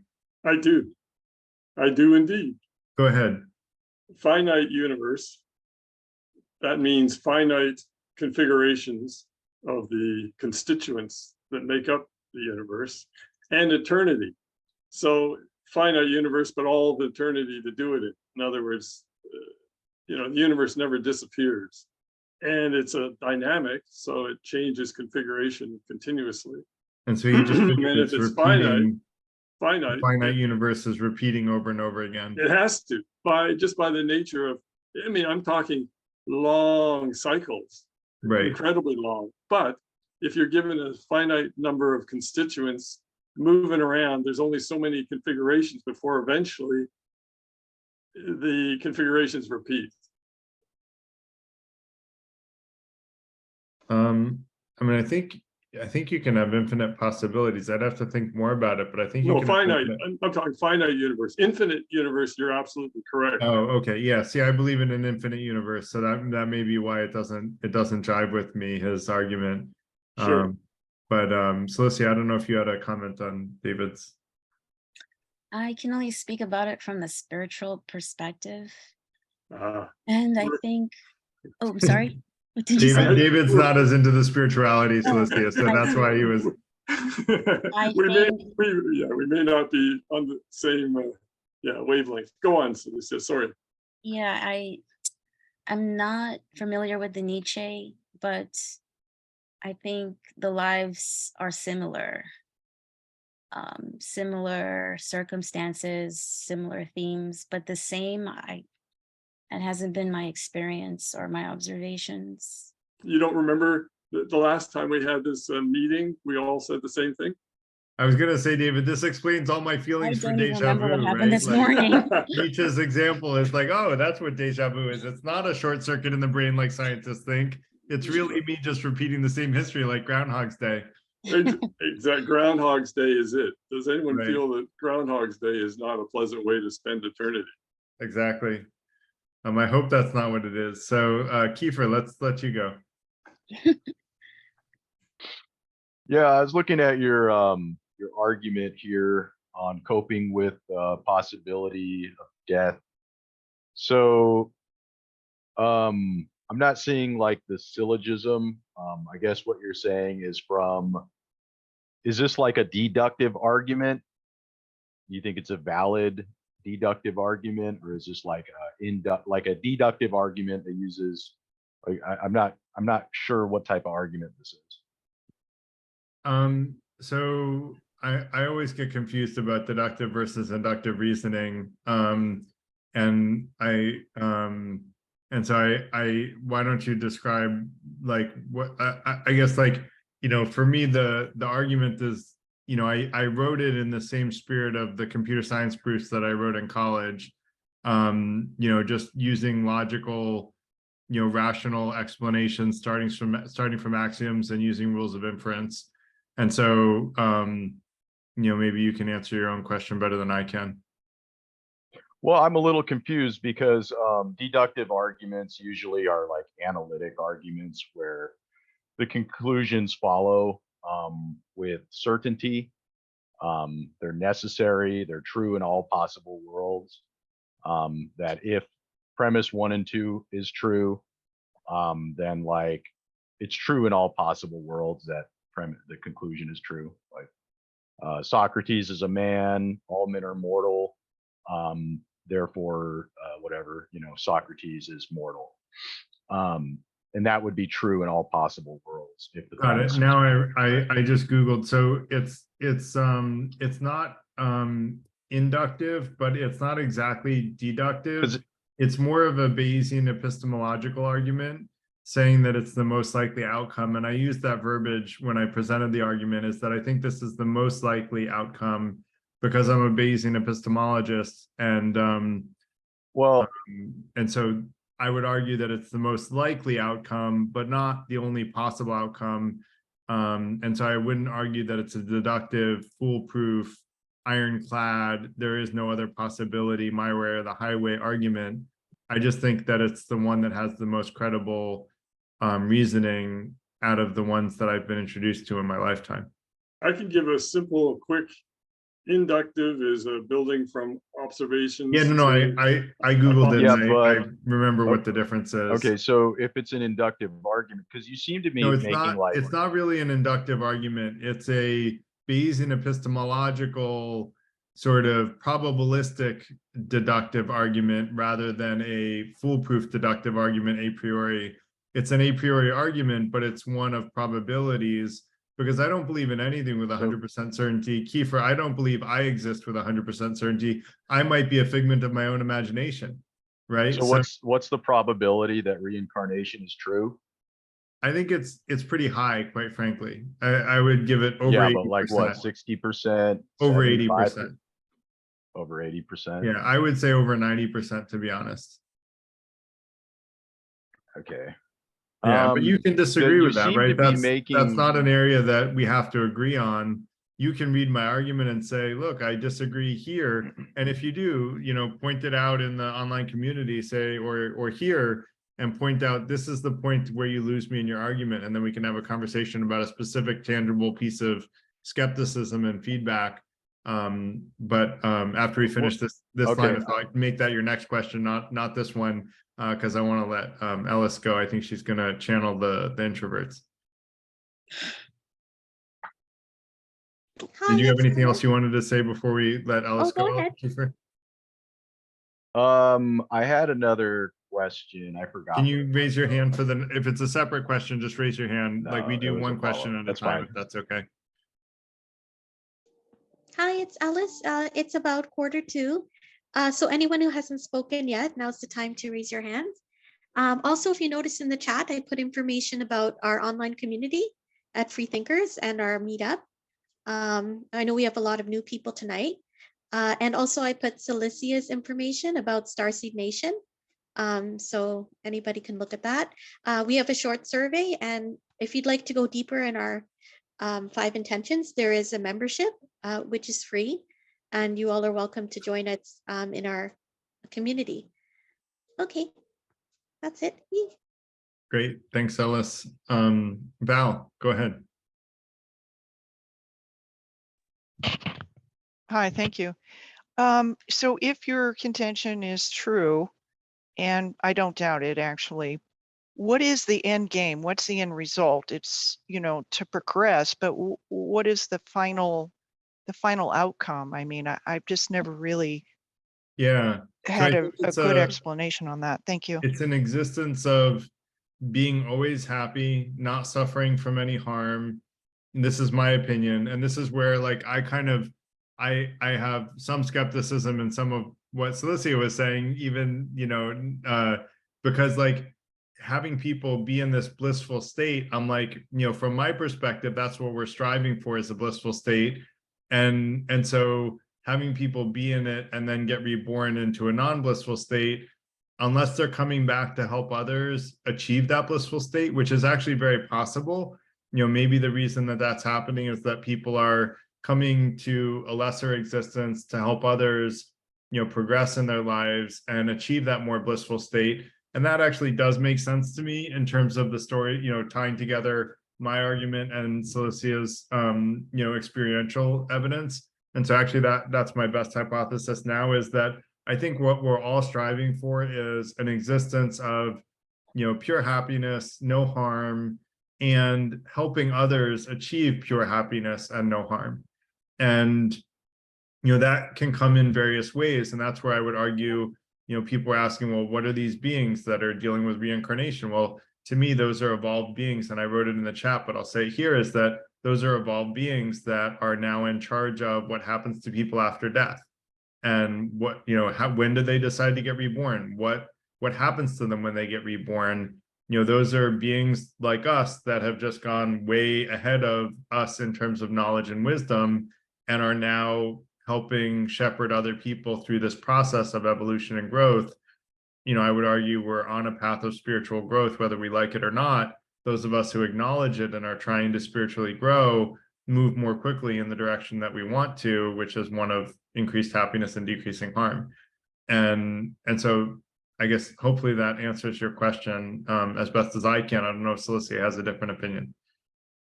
You're saying what's the end purpose? Mm-hmm. There was this movie called Soul, and they posed this question: is a life worth living based on life purpose versus spark? And right before I came here, why would I leave a heavenly realm and come down to earth? And it's what Garrett said. They just said, well, first there was the guilt about something I did in a past life, and then they presented that I would come and help other people. And so for those two reasons, I left this heavenly realm and came here. It's like, oh my God, what have I done? And a lot of people share those sentiments or have that experience that I have. And just quickly, living this life, I've been so caught up in trying to complete my mission, complete my purpose that I've been given, that I committed to. And like I said, at the end of the day, I think I'm just going to end right back up in the void. And so I've put all this pressure and burden on myself. And I kind of feel now, for what? I'm still going to end up in the bliss. And I rather just focus on the moment. I rather just focus on the spark and don't carry that guilt or that shame or trying to resolve something. It's just all a cycle, really. So that's my answer. That's what I'm going to encourage Celicia to keep trying hard to do the right thing, because I think that's the right path. Don't give up, and don't think anything is inevitable, because the future is ours to create, in my opinion. And we want to create the future for ourselves and those we can influence that we want to see. And so we should be trying hard to do that. But that said, I want to let MJ go. Good to see you, MJ. Thank you. Good to see you. Great presentation.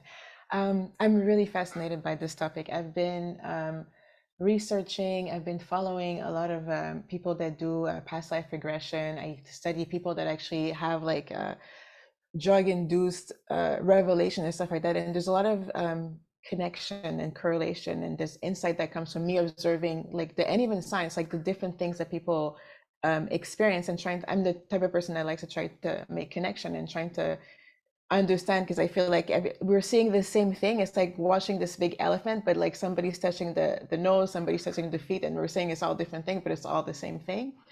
One thing that came out of that so far, because I'm still learning, was this idea of good and bad, in the sense where we can't have, it's like, I feel like, okay, there's reincarnation and all these things, but it's there for us to be able to experience life, and we need the contrast of the good and the good and the bad. So everybody that's here, I think as long as you're aligned, that's why you're talking about this whole idea of spark and not putting too much burden, and there's no guilt or anything like that, because everything, if you believe in God creating everything and being everything, and created the good and the bad, it created the contrast, and the good and bad is very it's on a scale, right? It depends on what you compare it to, type of thing. So this this whole idea, I hope I'm not getting my thoughts all mixed up, but this whole idea of we need to have different people, because you can't have somebody who's good if there's not somebody who's bad, to be able to live their good karma or whatever, like their good experience of helping other people and stuff like that. So there's no, I guess I came to the conclusion that there's no eradicating one or the other. Like they both need to kind of live in balance and harmony in order for us to have that experience and then come back to that void where it doesn't matter anymore. And the purpose technically is really just for God, in reflection of everybody, to experience different aspects of life and being, type of thing. So anyways, those are the thoughts that were coming to my mind with this discussion. So thank you. Celicia, you want to comment on that? Yeah, I mean, I think that dialectic, that good and bad, good and evil, it exists here. You feel that contrast here, but up there, you know, you're black and you're white. You're good and you're evil. You're whole. You're at a peace. And once you start going in the tunnel to earth, then you start to feel the emotions, and you start to feel bad or good, etc. But So I don't remember what you were saying about good and evil, but that's what I could remember. Yeah, I guess it sounded like you were going down the path of moral subjectivism, which seems to be like, is that what you were going down, MJ, or I no? don't know what that is. No, Moral subjectivism. Yeah. I'm sorry, MJ. I was wondering if that was what she was trying to say or not. no, well, it's more, I, the thing is, because I, for example, when you were talking about Hitler being reincarnated as a cockroach, it's Yeah. kind of like, in my head, I'm like, no matter what he did, like he had his own mission or whatever. I'm saying that I agree with what he's saying, what he did, but at the end he comes back and he's going to be part of that void as well, because he's also a creation of God or whatever type thing. So I don't know why he was there and did these things, but like to kind of decide what's going to happen to him after he had a mission, and because of what he did, some other people did a lot of great things as well. So I'm in the part of my mind, I'm not that I'm agreeing and I want somebody else to do that, but that's just part of what we live in right now. And to kind of like judge that after, saying that he's going to reincarnate into something, not that I'm saying that you said something bad about him, but it's just the thing that came to my mind is like, we don't know that that's necessarily that he's going to be punished in the next life for doing that type of thing. So yeah, I tried to make a pretty good logical argument that he will be, or that he was, quite frankly, and is being punished still, probably, because I doubt he's really learned all his lessons yet. Although maybe he's an evolved human being, and you know, who knows? But you know, if you know, we are treated fairly after death, I think that people who sorry, 5-minute warning, people who cause lots of harm in their life, that is unnecessary harm, which I call harm that doesn't prevent a greater harm, are going to be, you know, limited in their influence in their next life. And a cockroach has far less influence than, you know, someone that has the capability to be a world leader, in which he was in his life. He was Time Man of the Year, right? So he was a world leader in his time. And so I would argue that fairness is, you know, important to, you know, evolved beings, and whatever deals with what happens to us after life, I would argue that they're probably fair. And if you think that moral subjectivity is the answer, you know, we will eventually, hopefully, probably it'll be late this year by the time I write the essay on morality, but we'll have an event on, you know, objective morality, and I'm going to try to make a good argument that objective morality exists. And I'll just leave you with the thought of, if you think that there is no objective moral, think about killing an innocent person who causes no harm to anyone, poses no threat to anyone, and does not want to die. How can you argue that there is a subjective reason to kill that person? And Hitler did, right? He killed millions of those people. And so I would just argue that there is good and bad, and there is right and wrong. And what we should do is trust our inherent sense of what's right and wrong, and do what we think is right in our hearts. And if we do what we think is right in our hearts, and we're really honest with ourselves about it, that we end up in a much better place than if we just do what our ego tells us to do, which is what a lot of people do. yeah, I guess it's not about moral objectivity. It's more a question of like a bigger perspective, because he was not the only. If it was just him and nobody else who actually helped him, he would not have been able to do it just by himself. There was other people that were there too. And there's like, I guess it's like to do a 360 and see the whole picture, and not just like pinpoint people as being black and white. There's a very gray area of these did a lot of bad things. There are lots of people that were in gray areas, like people who were, you know, had a gun held to their head and were told, kill this person or I'm going to kill you. That's a gray area. But Hitler is not a gray area. That guy gave into his ego and killed lots of innocent people. He's not a gray area. He was the head of it all, right? He was the one that was leading the charge. But and don't get me wrong, I feel bad for the guy, because he got made fun of. He had a horrible, you know, he was like ostracized and vilified, and he was verbally beaten down, and like he had a tough life. But he also didn't, like, some people have a tough life and end up more compassionate.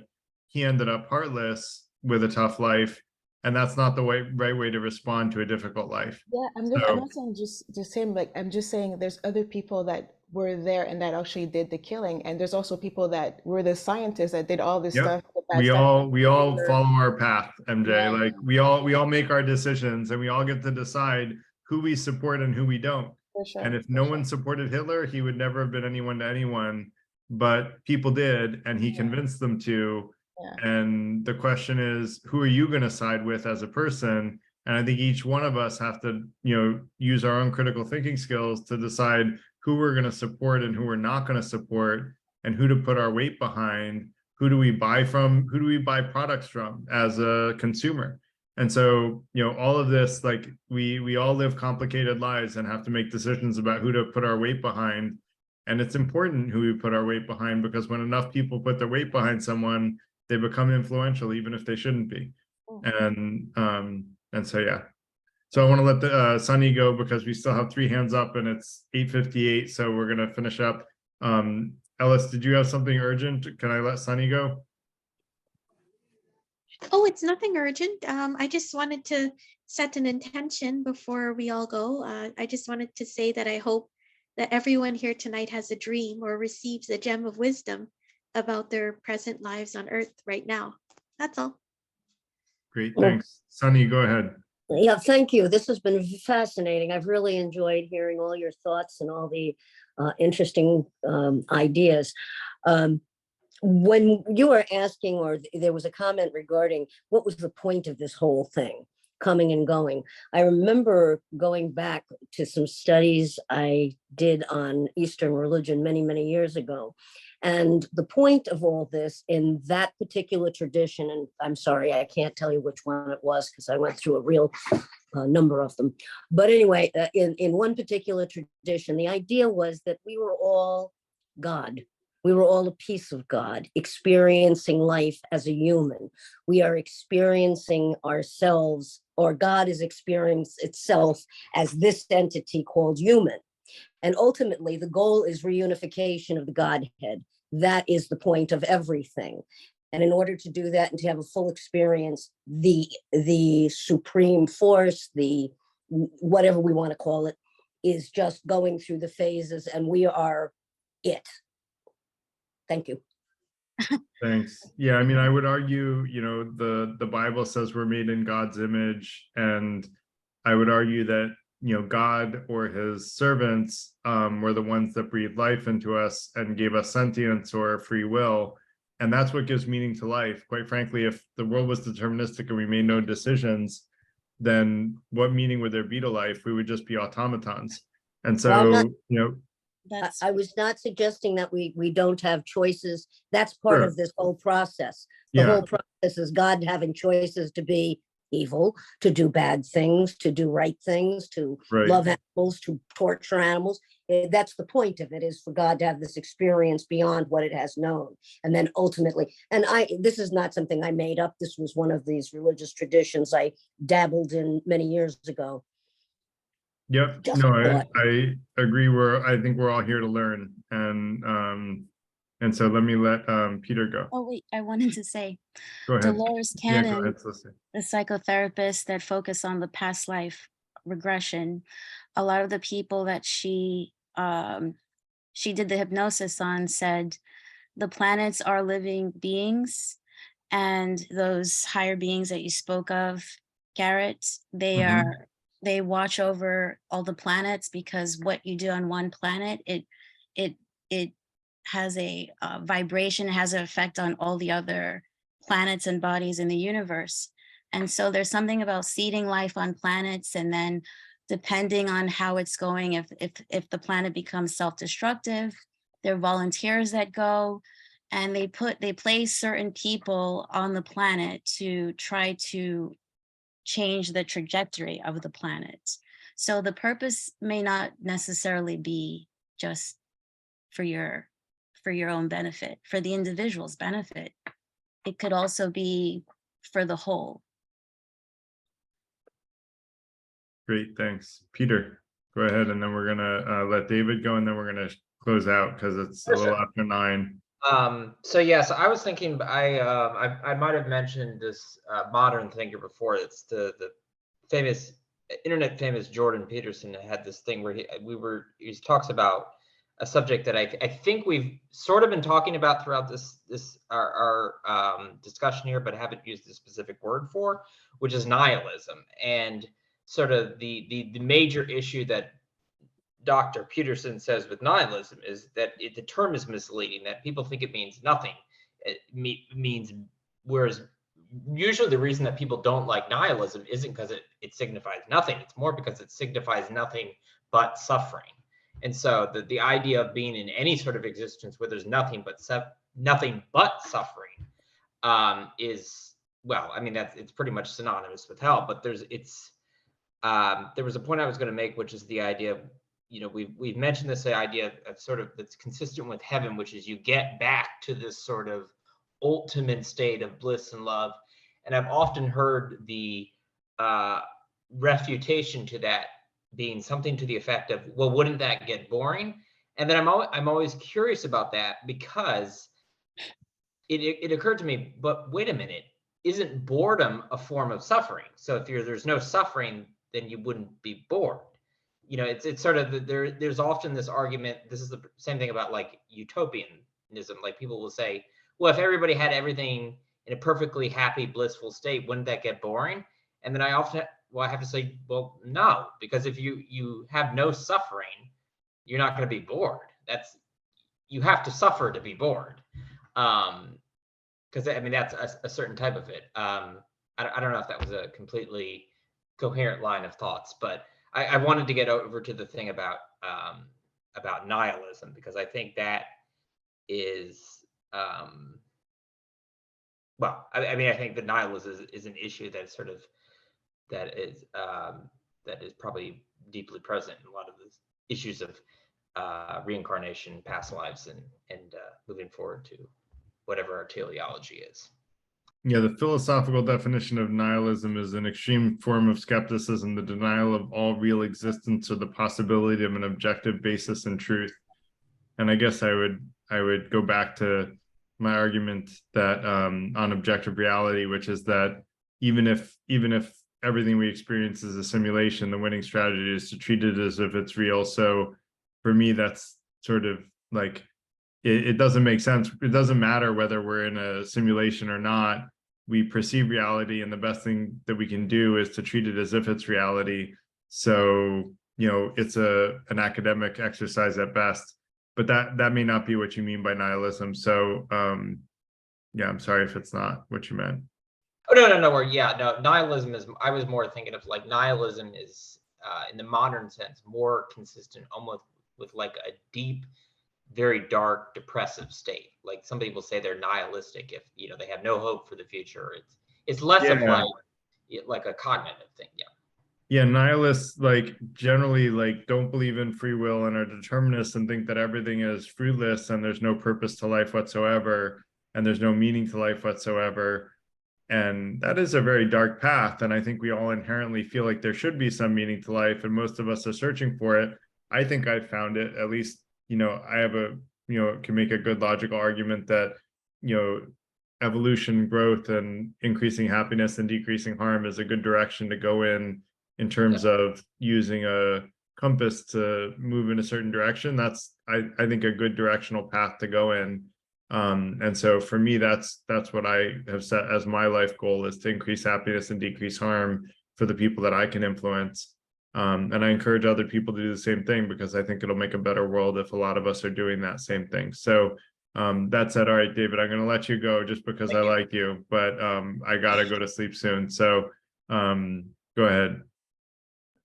Do we really need free will in order to have meaning? I mean, if we have a pleasant life, or we're having an experience of being alive, whether or not we have free will seems a little bit So to your point, David, if we act like we have free will, then we're really doing the same thing as if we have free will, and it becomes an academic exercise. And most people who don't believe we have free will agree that we should act like we have free will anyway.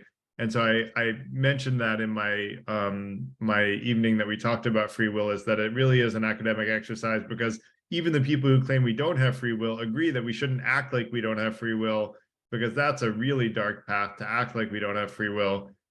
Go ahead. There is one benefit to not thinking we have free will, and that is it lessens guilt. In other words, you don't feel so bad about the way things turned out for yourself because you don't feel you were responsible. A lot of people kick themselves and say, yeah, I should have done this, I should have done that. I'm my own Yeah, worst but that's enemy. a very healthy response, because that's what helps us learn. And for me, the purpose of this earth is learning. It's learning wisdom and knowledge. And the kicking yourself is where we kick ourselves for making a mistake, so we learn to do better next time. And I'm not a big believer in beating yourself up.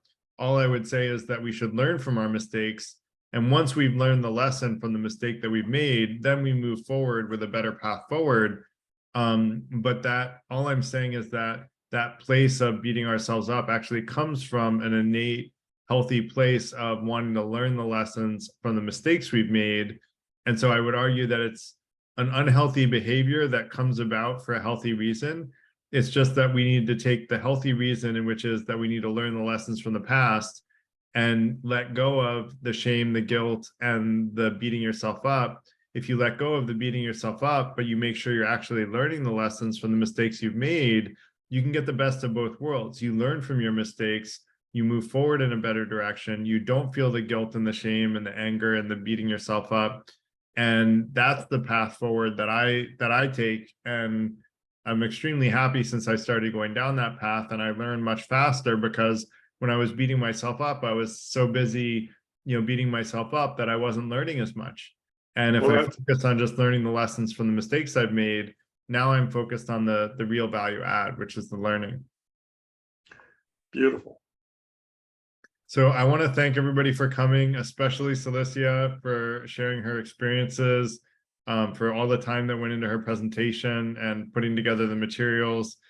So thank you so much, Celicia, and for inspiring the event. So, my whole presentation came about because Celicia had her experiences, and I wanted to share my thoughts on the subject of reincarnation and on reincarnation across the universe, quite frankly, because interestingly, we just met, and this event kind of came together synergistically.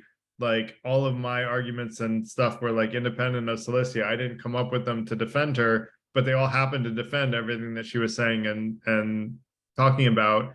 And so I found that really interesting. And I found that, as we pieced together throughout this evening, it found that our stories actually, jived in a way that was uncoordinated and very synergistic. And I think that's, very interesting. And I think the fact that reincarnation, which I only learned about from having advertised this event, has been studied by science and is largely supported by science. Actually, the science predominantly agrees that reincarnation exists, was fascinating. That blew my mind. I keep telling people up until this, I kept telling people, oh, I hope I make enough money that I can actually study reincarnation to see whether or not it exists. Well, people already did it. I'm late to the game here, so it's already been done. And I think that's really cool. And so there's a lot for us to read about it and get more well-informed. And I know Will's a skeptic, and that's why he's raising his hand. You want to have a last word, Will? Go ahead. I know you're closing up, Garrett. I wouldn't be It's so well rude past as my to- bedtime, my friend. Just very quickly, when you were talking about somebody killing a cockroach at this moment in New York City, at that exact millisecond, I was in the downstroke of killing a big cockroach that was running down my hallway. That was Hitler, that cockroach. I'll guarantee you. That freaked All right, me I just made that out. up. Don't say it. I heard you say cockroach, and I thought, don't say it now. And that was the exact moment that I splattered. Thank you, Will. Couldn't have been more well timed. That freaked me out. So I do want to thank everybody for the great conversation, comments, questions. For those that were quiet, we hope you'll speak up next time. Usually the quietest people in the room have the most insightful things to say. Although we're lucky that David actually speaks up, even though I think he's an introvert, but he has really insightful stuff to say. And I might be wrong, David, I'm just guessing.